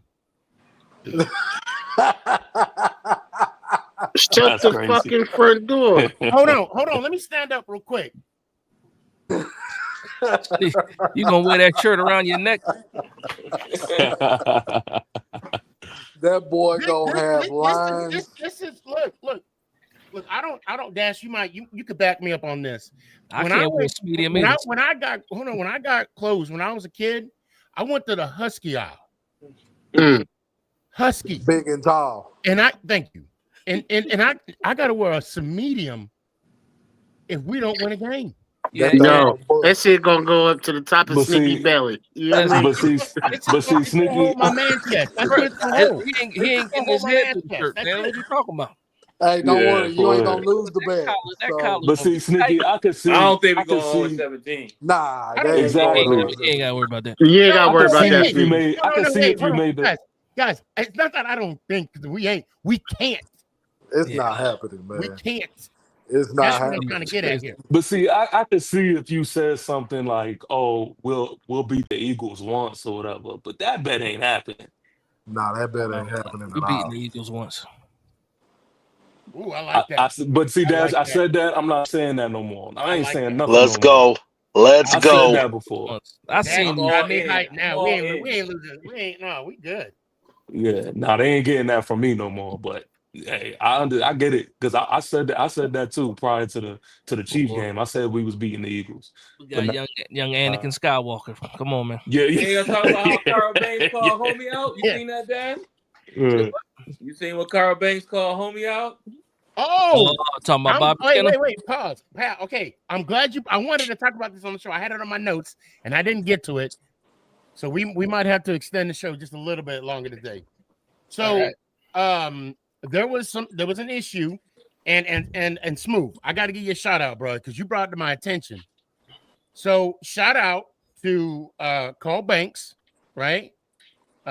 Dash's guy, and shout out to Bobby Skinner, Giant Nation. Okay, shout out to them. Okay. Now the premise of the whole story was the post-game interview with Madeline, Sean O'Hare, and him. Mm-hmm. They give this big spiel on the concept of the game and what we need to expect. And Sean O'Hare gave his speech, made a really good point. Carl Banks kind of, and I don't want to misquote him, so I'm just going to summarize. Carl Banks was like, "Yeah, but you know, when you've been on the locker, when you've been in the team, and Carl Banks was on the early 80 teams of the Giants before they hit that mountaintop in 86 and 90, right? I mean, he was on that. He knows what it looks like when you see a team on the incline, and he's saying this team is on the incline." And then Sean O'Hare made a comment, and forgive me, I can't recall what he said. He said it's not a bad team. This is not a bad team. Yeah, he said it's not. Yeah. And then, but however, Bobby only showed what Sean O'Hare said. Yeah, he didn't show the full content of the story, right, of the whole post. And I hate it when we get into a conversation. You know, we want to, I don't, and when I mean we, I don't mean me, and I don't mean Dash, and I'm going to say I don't mean anybody here. But when a legend like say Carl Banks, I don't want to say goes after a content creator, but I mean corrects him. You know, all he did, if I'm not mistaken, correct me if I'm wrong. All he said was, don't show the clip, show the whole content. So show the whole conversation. I got some background. On that. Go ahead. Yesterday, Bobby Skinner did the show with Jordan Renan, right? And he was saying when he showed that clip, it wasn't even pointed at Carl Banks. It was about what Sean O'Hara said. And then Carl Banks obviously, took it, ran with it, and it became something else. But for me, I got no issues with Carl Banks doing what he did because, again, that's Carl Banks. Mm-hmm. I do have an issue. Though, with what Bob Papa said. And the way he threw his 2 cents in there about content creators and stuff like that, trying to pretty much... Oh, talking about as a fan? Yeah, try to little bro us and all that other stuff. So, and I didn't like that part. And then you guys can see the clip. It's all over the place now. But I didn't appreciate that. But no, I don't think they ever got a chance to talk after Bobby and Carl because it did seem like it was a misunderstanding. But Carl was hot. Carl was hot, man. I ain't seen him that mad, and I don't know if Yeah. I ever seen him that mad actually. But yeah, man. I mean, it is what. And you know, and to be fair, I'm gonna talk about Carl Banks. Look, I believe if a legend like a Carl Banks, Leonard Marshall, of course LT, Tiki, all of them. anybody that wore the helmet, that, and I'll even say been in the big game, you know, they have every validity, every right to say what they say. But you're right. Well, what Papa said, I didn't like too much, because he said, is he in the locker room? Is he, you know, is he on the field? Is he this? Okay, he's just a content creator. To say he's just a content creator, to be fair, Papa, we put a lot of time, a lot of love, a lot of heart in what we do. And I'll speak for everybody here. We love the New York Football Giants. 100%. That's our and team. not only that, I mean, it's just from your perspective. Everybody has a different perspective and sees the game from a different lens. And that's why teams are built, coaching staffs are built, because it just can't come from one perspective. It can't just come from one lens, seeing the game a certain way. So everybody collectively has their own opinions. But see, when it comes with Papa, and when it comes to old guy Paul, the old guy, them two, they're not with anybody who's given factual information or their opinion that seems negative towards them or the Giants. Let's also call it what it is, though, too, because and I get this part of it. These guys pretty much, you know, went to broadcasting school. Been working for the New York Giants for so long. He took the words right out of my mouth. That's exactly what it is. And they That's feel his a certain dog, man. way. He gonna stand out there with his dog. That's his dog. That's all he doing was backing up his man. Nah, he did actually. He was waiting for that. He called him a fan in the pocket. He had to put him in it. Man, he just backing up his man. I ain't mad at it. Nah, he threw some salt and pepper on that. Come on. He could have been more. You wasn't either. They talking about your man. You wouldn't put no salt and pepper on it too. He could have been more professional, man. Nah, you could tell he been holding that. You could tell Papa been waiting to say that to somebody. And Bobby Skinner's one, just the way he said it. It was too quick. He said him and old man Paul. He's just a fan. That way. They get that way when you say some stuff. And remember, Carl Banks wasn't even going to take it there till Bob Papa took it there. Bob Papa said, "I like his platform. He's doing things," and Bob Papa just said, "Well, he's a fan, right?" He took off on him.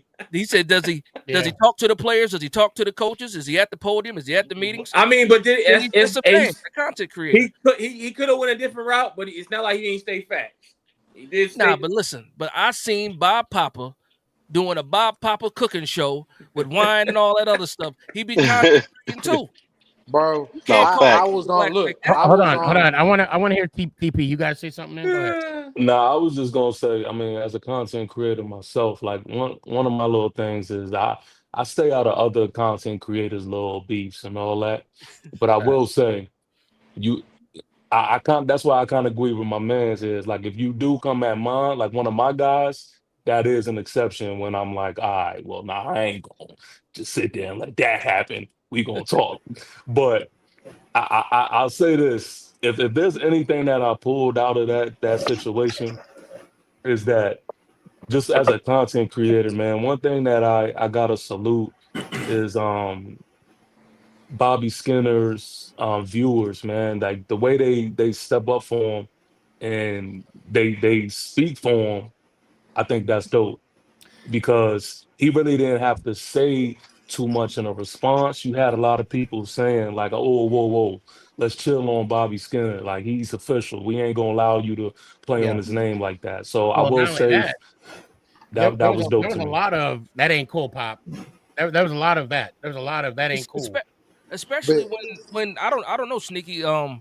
When you try active players, there's only a handful of people that can get active players on, and it's by the approval of Pat Hanlon.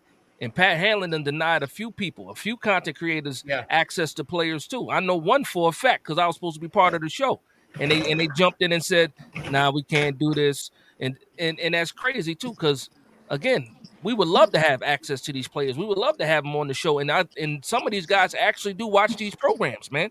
I had Jahad Ward reach out to me 2 years ago.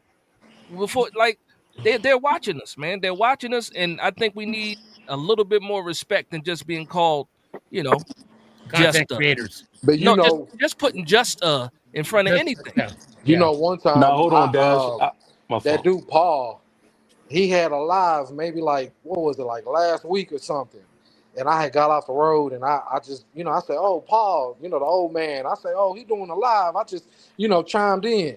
So he he doing his little thing, and then I had texted in the little comments, and I said yeah, at practice, Dart had reps with the ones today. So he had read my comment. He was like, how do you know? He's like, were you there? He's like, I don't know how you could know this information because it was raining outside and they took it inside. And then we had to practice inside. And I had to respond to him. I said, man, you're not the only one with inside sources, Paul. Because I know some inside sources that gave me that information. So I was like, so, you're not the only one with inside information. He didn't like that. He didn't like that. And he was just kind of like rubbing, kind of putting me off and saying like, well, I don't know how Mr. H-Town knows this information unless you were actually at the facility inside and boo, boo, boo. And I said, man, you're not the only guy with inside sources, Paul. That's all I said because, I didn't want to get ignorant with the old guy and all that type of stuff. Now, I do want to say this. I do want to add to what And Dash I was got saying, because not only do the players listen, but those guys that you be listening to in the broadcast a lot of the times, these mainstream media people, they listen to these content creators who don't know nothing and all that. They listen to us too. Oh yeah, he wouldn't have brought it up. He brought it up because he seen it. He listened to it. What I want to say is this just shows right now. And first off, I want to say you're right, Dash. When someone says you're just anything, yeah, you got dismissed, right? Someone's dismissing you, and as a grown man, I don't like being dismissed. So, and I don't think Bobby likes to be dismissed. And you're right, Bobby is official. Giant Nation, he is official. And his peeps do ride with him. I respect Bobby a lot. I mean, but I also but I do respect Carl Banks. I respect what they do. But the bottom line, at the end of the day, the reason why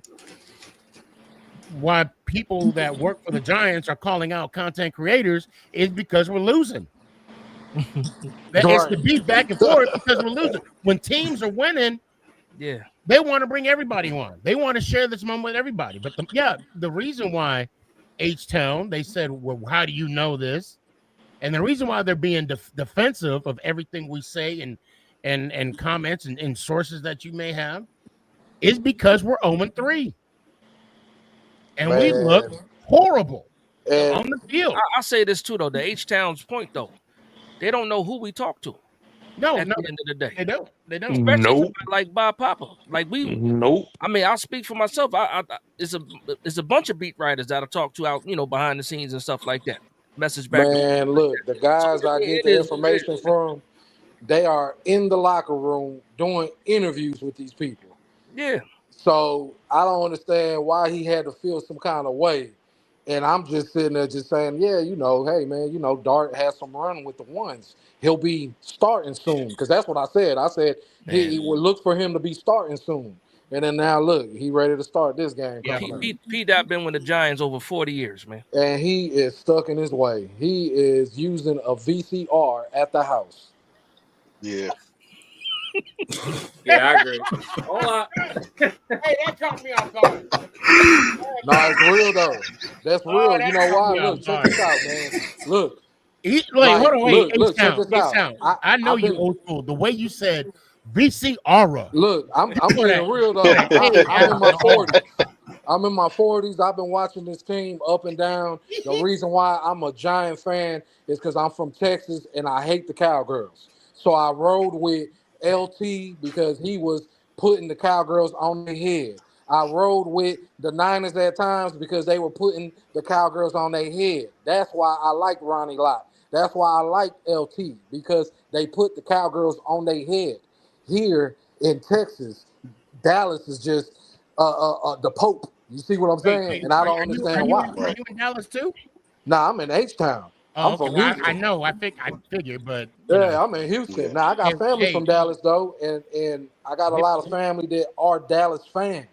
And for me to have to hear this every day of my life for the past 40 plus years, it's just, you see what I'm saying? I'm against it. I'm not with it. The only teams that I don't ride for is like Philly, but I ride with Philly a little bit because of Saquon. That's about it. Quadzilla. No, who? That sound like Quadzilla. Evil And you know, Saquon. hey, Who? I hate that Saquon's he an op went over now. there. I hate that he went, but that was the best thing to happen to the He's young talking man. about Kevin Durant. Oh, Yes. that's right. That's right. Look, Hey, KD's the I'm K town. landing I'm on not this. mad at You that. can't Hey, beat him, Jordan. KD's the Rocky. You know what? That's a You know what, wrap for me H-Town, when it you're comes. right. You Yo. can't be mad at that. But you know what? I am. Moving on. Nah, I'm mad that he went to the I'll Eagles. say this. I'll say this. I And mean, I'll end it with well, I mean, I don't mind talking about it a little more. he was loyal to the Giants, man. Look, until he lied to us, we can I talk mean, about Come on this. now. they didn't want to give him no Don't money, start bro. that No, state. I hold don't on, want to hold hear They on. that didn't want to bullshit. give him It, no it money, wasn't bro. about the money. It wasn't about the money. Can I They just jump in didn't here real want to quick? give him He the ain't money, gonna talk bro. for it. Sorry, let me just jump in here real quick. Okay, By hold the on. way, Hold hi on. Stefan. How the hell have you been? I mean, it's been so long. I'll say Okay. it's been so long, Stefan. How you been? He did not want to be a Giant player. Bottom You line, wouldn't want to be point one either. blank. But Point like, blank. Then why don't you just say that? Why don't you be honest? I Look, hate to say this. I know you don't like the Dallas he Cowboys. would have, if they would have came to Let him with the proper money, me say this. they Hold on. secured him. He would have It said, ain't "All even right, about let me the stay money. around." His mind was Saquon's a made up, It bust. ain't even and there's about the We nothing wrong talking money. with about that. this His mind again? was made up. all right, Yeah, There's nothing well, we wrong with have that. to. We have to right now because he brought it up. There's And nothing then wrong with that. That man's mind was made up. When you put out a highlight tape after they put the ESPN thing out without even faking Giants fans, his mind was made up. It was his mind, made look, up. and He that's played why ball in smooth, Pennsylvania, smooth. and That's he was why I ready to said get to back you, there. smooth. That's why I said to you in 2023, he was in a different mindset. He Yeah, didn't he was want to be tired. there. Yeah, he was When they were tired. gonna tag him, he was like, "Oh, you gonna tag me? Yeah, Okay." it was a He was bad gone. situation. He should have And took the then he deal gonna at the lie to bottom. us, talk about I'm worried about my legacy. There you go, You know Dash. where I want to be. Yeah, you want to be not with the Giants. He Yeah, had he two made opportunities sure. to take deals that he didn't want to take because he wanted to leave. And I ain't mad at it. Go get your money. I ain't mad at him but either. I mean, But when you go I to am. Philly, it changes again. Like you can't. It is what it is. He killed it. Honestly, I he ain't mad at killed him it. either, but just be real about it. Don't be lying Yeah, to just be fans. I honest. am. He a Worried about the bust. He was supposed in to retire a Giant. That's in, facts. He in my chose Nah. to go to better his career. Can't be mad at that. in my mind though, I going back to Saquon, like I think the ultimate reason why he left is like the Giants already had the franchise tag on him, like, and then you just had this like 1 year deal to avoid the arbitration. Like here he is thinking, like here he is at the time thinking that they were gonna like guarantee him more money because like I don't even know how much they were guaranteeing him for like the first year, but like ultimately he took $5 million less going to the Eagles. Yes. About to say because they guaranteed him more money for the first year. Like the Giants, they didn't want to do that. But he was hoping that freaking Joe Shane would like be Guarantee able to him. supplement him with that. The Right. fact that he wants to stay here, but like how much he really mean to me, like in that first year of the new contract if you want to like go with it. But the 22 season during the bye. Now I'll tell you what, I got peeps too, and it's conflicting information, either 14 mil or 13.5 per year. Okay, and it was 25 guaranteed. Now I mean that we could debate that, and he turned it down, and then of course the offer got significantly less after that. And what did he get with the Eagles? He got 26 mil guaranteed. $1 million difference. Of course, now they extended him. He got more money now. Yeah, we more money now. Yeah. Yeah, I don't know if that was the conversation after the fact. Like, hey man, you sign this, we'll take care of you after this year. But the bottom line is he did not want to be a Giant. He did not. I mean, Dallas fans or Philly fans, whoever, they can say thank you for Barkley all they want. Bottom line, he didn't want to be Joe Shane could have screwed him and had another year on the tag. Yeah, he could have tagged him. Yeah, Easy. I would have tagged him and then traded him.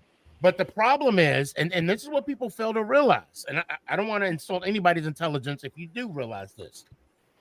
They offered him 3 times in 2022. And when he said no, we had to go to plan B. That is why we signed Daniel Jones That's at the final hour of the he was free getting agent. tagged. He would have got tagged if Daniel Barkley Jones would have been the one tagged. Yeah. Yes. He should have took the 5th-year option off the board when he came in. He should have left the 5th-year option on the board. You wouldn't have to worry about none of that. But They want him to prove it. They want him because he didn't show anything. Before we can even blame Dable for Daniel Jones, they didn't expect him to play well in 2022. That's what it was. That's why they didn't pick up the 5th-year option. They didn't have any hope for him. They saw Garrett Jones, and that was it. Garrett Jones. Yeah. So his name might as well be Garrett now. Now that he's 0-3 in Indianapolis, I'm happy for him. I'm just gonna say this right now. I'm really happy for him. Not only the fact that that me and him share a birthday, but he's actually playing some decent football over in Indianapolis. It's in the process, it feels like he's turning around the team that's over in Indiana right now. I mean, I hate to think about 20 minutes short of shy of that argument. Yo. I'll tell you what, man, it's really good to see you. Thanks for coming on. I'm sorry I saw you late. It's all good. But go ahead, man. I'll give you your final thoughts, and then because I gotta close the show down. Go ahead. Yeah, I got you. Like I said, I mean, I was at the game Sunday night. It was actually a really nice environment. Getting a couple of light bands. This is actually our souvenir cup this year. In case you were did not see it. Oop. This is Go Big Blue right there. Got the schedule. I mean, God knows how we're gonna do this year. So that's it. Nice cup. And yeah, no, I mean, if anything, that's the one thing I'll do. Go to an event, get a souvenir cup if they had it. You just get a drink with it. That's it. But ultimately, I'm happy that Jaxson Dart's starting. It's just going to be something else that is going to be skeptical at first for many people. I agree, but the time for Russell Wilson is come and gone. Way before he joined. I mean, I will admit he had a good week too against the Cowboys, but oh my God. My thought about the staff here is that coordinators' jobs are on the freaking line. Sorry for the swearing, but yeah, no. After the 0-3 that we've had so far, they're literally on the line. People are wanting Shane Bowen gone. I've been wanting Mike Kafka gone. Not many people are saying they want Kafka gone. I just got to say that right now. I mean, many people are saying Dable should go as well. I'm not with that. I still believe in him. Call me crazy if you want to, but if they're gonna fire the coordinators at the end of the season, I would say let Joe Shane handle that himself. Don't even let Dayball go into his thoughts about each candidate and stuff. I mean, it seems kind of wacky, like I said, but Shane's got to do this thing himself. It feels like that's really good shit though. Yeah, man. Well, let me hear it one time, bro. I'll say, Steven, good to see you. Let's just hope for a better season. Shout out to Malik, and let's go Giants. Ow! I appreciate you, fam. All right, bro. Jalen, I know you didn't say much this time. I don't know if your dad is still in the. No, he dipped out. Give me your final thoughts. You got 30 seconds. What you got? All right. Well, it's just demoralizing knowing that we're 0-3 for the second time within the last few years. I honestly, I kind of wish I could buy your guys' optimism. Seriously, it's I want to believe that we're gonna beat the Chargers, but I don't know how you can. I just don't know. I mean, I'm hoping for a win because that would be pretty awesome for Dart's first start. But I don't know. I guess we'll just have to see. Plus, well, I think I'm gonna table any Chargers talk that I have for Thursday. That'll work. Let me hear one time. All right. Love you, Sneaky. Let's go Giants. Ow! Appreciate you, fam. Daryl, what you got, man? I believe we're going to win this game this week. I love it. I'm just going to go ahead and start off by saying that. Only because of what Dash said, that Jaxson Dart can do all the stuff that Russell Wilson can't do. And I don't think they're going to hold back the play calling this week. But wait and see. This team has no discipline. The penalties beat this team every day. Every weekend. The penalties. Yeah, I'm with Jalen. I'm just going to save what I got until Thursday. Let's go Giants. Ow! Appreciate you, fam.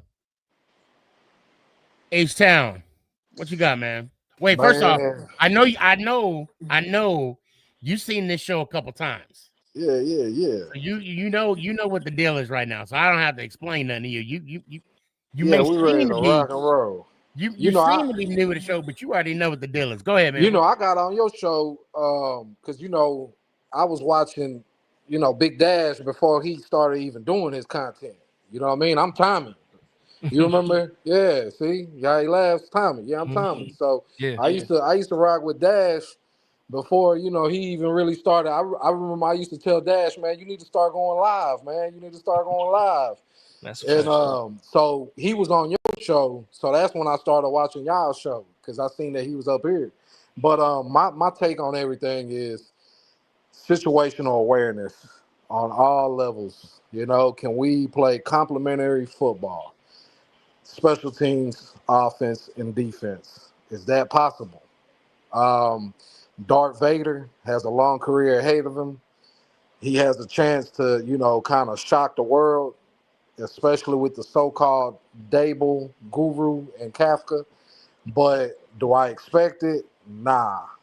Will I be surprised if they take a win? I won't be too surprised because, it's a nice little D-line we got. The all line's playing better. And when you don't have film on a young quarterback, he kind of gets the best of a defense. But it's a steep hill. It's a mountain that needs to be climbed, and hopefully we could lean on the defense with a better secondary play and better play calling with Bowen, because I believe offensively they're going to show us a lot more than we haven't seen. So with all that, man, Giants time, Darth Vader, the world is yours. Giants, let's get it. See y'all later. Okay, hold on. It's let's go Giants. Ow.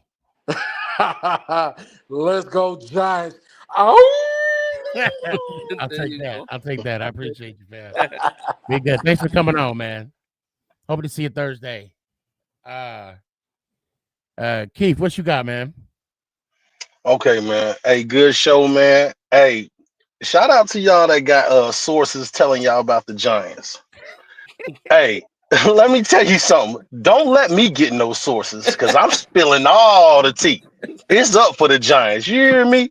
I ain't know y'all had sources. Don't let me get sources, especially Jordan Renan. I'm spilling the tea. Look, all I gotta say, look, doing what we do, right? You do get privy to some information, and it's how you present the information. I'll tell you right now, I'm not gonna say nothing. All I'm gonna say is, you got the final minute. Go ahead. What's on your mind? I'm just letting them know. Hey, give me the source. I'm dropping dimes. You know what I'm saying? I'm just letting you know. Give me a chopped cheese and a Coke in the interrogation room. I'm telling everybody. So if you want to keep your job, don't talk to Keith. I'm just letting you know. Okay. That's all I got to say. Hey, let's go Giants. Ow! That's what I'm talking about. He said, "Don't tell me nothing." At least he let you know. Yo, Smooth, what you got, man? Winning cures all, man. Winning cures all. And I'm gonna stand on it. I think we're gonna win Sunday. We're gonna go 1-3. I love it. And that's it, man. Simple as that. Winning cures all. Let's go Giants. Out. We gonna shock the world, baby. That's a great beer too, man. Great beer. Right? I'm a little mad. Matter of fact, you might need to change that if we come on the show again, Smooth. I don't know. There can only be one. Anyway, Dash. Let me say something. Yeah, it I'll be honest. I don't know how I found you or TP. I know I found you on YouTube, and then of course I immediately went to Instagram, and with TP, I know I saw you on Instagram, and I'm so glad you guys came on. I'm glad you guys come on the show. I appreciate you, man. Likewise, man. Likewise. I love these debates. You know what I'm saying? I love these conversations. I mean, this is what brings the community together, and I love the fact that whatever people you bring, Dash or TP or me, they get to see all of us. Yep. They get to see Keefe. They get to see H-Town, Jalen, Daryl, other Giant fans. But I do got a question before I wrap this up. On TikTok, where the hell all these Giant fans come from? I don't know. I know I'm not the only I one. have no idea. I know I'm not the only one. It's a couple of them. It's a couple of them though. I'm like, damn, where you been at? But I hope, and you'll see me. You'll see me in the comment section. We need to be friends. You'll see me in the comment section, and then I hey, come on the show. Come on the show. Dash, go ahead, man. What's your final word? Yeah, man. First off, before the news today, I put out a tweet asking if it was time for Dart, and then like 30 minutes later, we found out that Dart was going to be actually starting. So, for me, it went from where's this season going to okay, well, this is what we've been waiting to see. Let's see where this team is going. So I'm happy about that. I'm happy there's another small type of just some new energy for Giants fans, something to look forward to. Hoping that Dart looks good moving forward. But that at the end of the day, it's about respect. I said that from the beginning. The New York Giants got to get their respect back. Felt like we got a little bit of respect back in a Dallas game when we were able to put up all those points, and then we watch it all come crashing down on Sunday Night Football in front of America. But outside of that, man, I'm excited about Dart this week. Can't wait to see what happens. I'm not expecting a win, but I'm absolutely saying that the New York Giants are going to win because that's just where I'm at, and I bleed blue. As far as the not social media, but content creation and stuff like that, man, I appreciate you for inviting me to the platform all the time. I appreciate the love and support from everybody. And hopefully I reciprocate that to you guys as well, and you guys feel that love and respect. Just back to you guys as well. Sneaky, again, I'm still chasing your background, man. I'm chasing your background. I told you that. That your background, is an inspiration for my background. I don't know if you remember what my background used to look like, but it looked nothing. I saw yours. I said I got to get something similar to what my man Sneaky G is doing. And then also, man, TP, man, I just want to say I appreciate your consistency. I appreciate you putting out all that good work. Nonstop. I appreciate the NFC East shows that you do. I'm tuning in for those too. Breath of fresh air. And I'll say this, for us, and you know what I mean when I say us. So I've watched before social media, before I started my own YouTube channel. I watched a lot of Giants content creators, and I only saw a few of them. It wasn't until I, started my own that I started seeing other New York Giants content creators.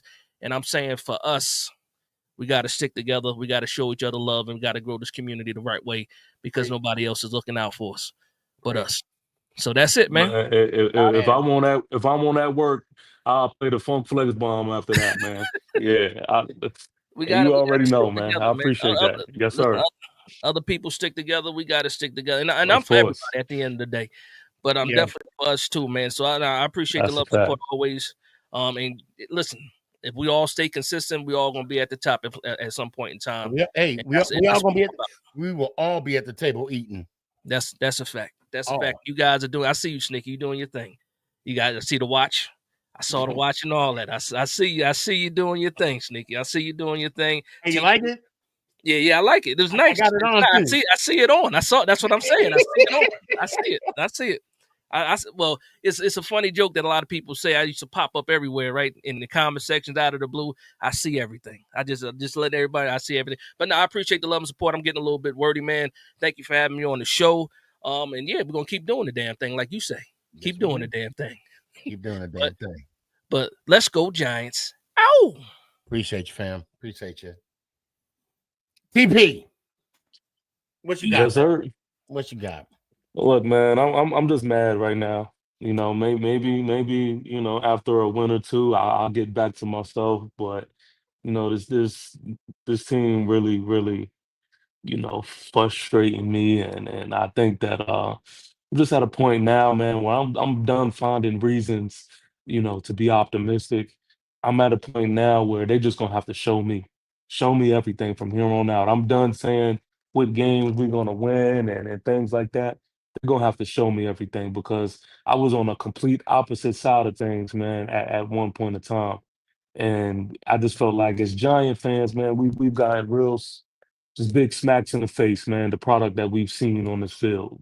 So again, maybe that will change, and I'm always going to hope for a win. That will never stop. But I'm mad right now. So look, let's be moving on to the Chargers. Let's see what's what, man. Go Jackson Dart. Anybody who is the QB1, I'm gonna stand behind and root for, and that's what it is. So on that note, do not forget to subscribe to me at TP Wade the Giant. Let's go Giants. Ow! Appreciate you, fam.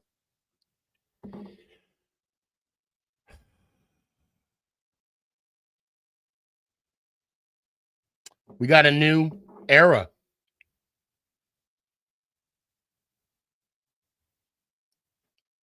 We got a new rookie, a new quarterback.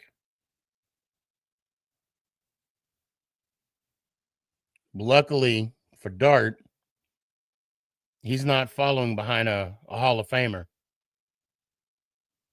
Luckily for Dart, he gets to make his own path.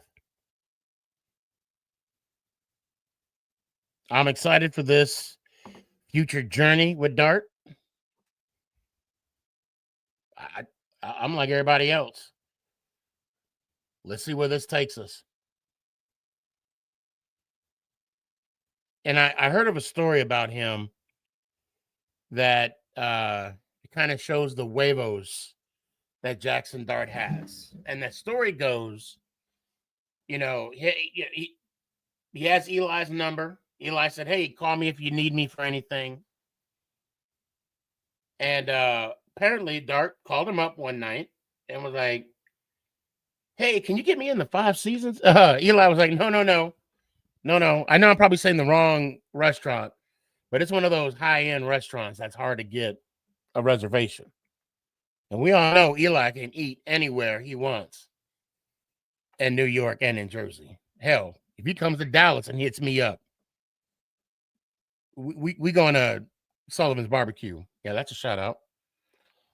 The reason why I bring that up is if he has the stones to ask Eli a question about getting a reservation and not about football, y'all can talk about his priorities. I mean, I can understand that concern, but I like the fact that he had the stones to ask Eli for a good place to eat. Thursday,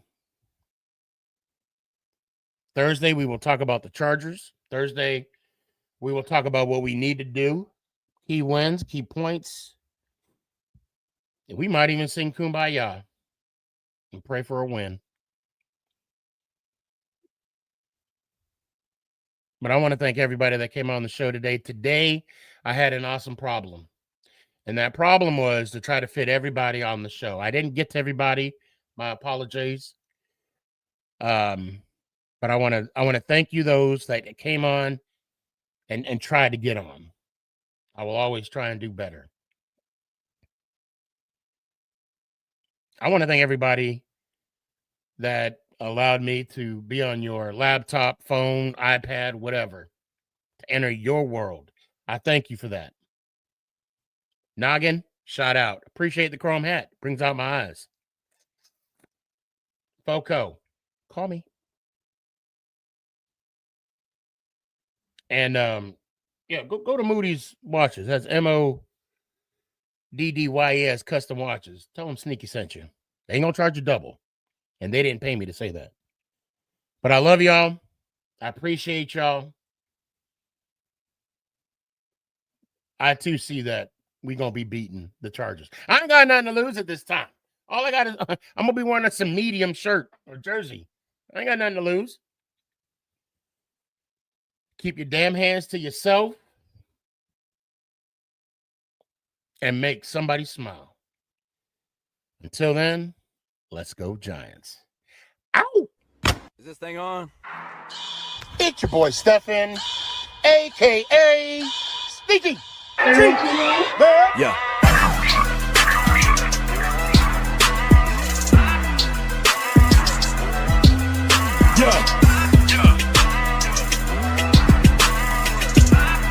Lyrical assassin. Let's go Giants.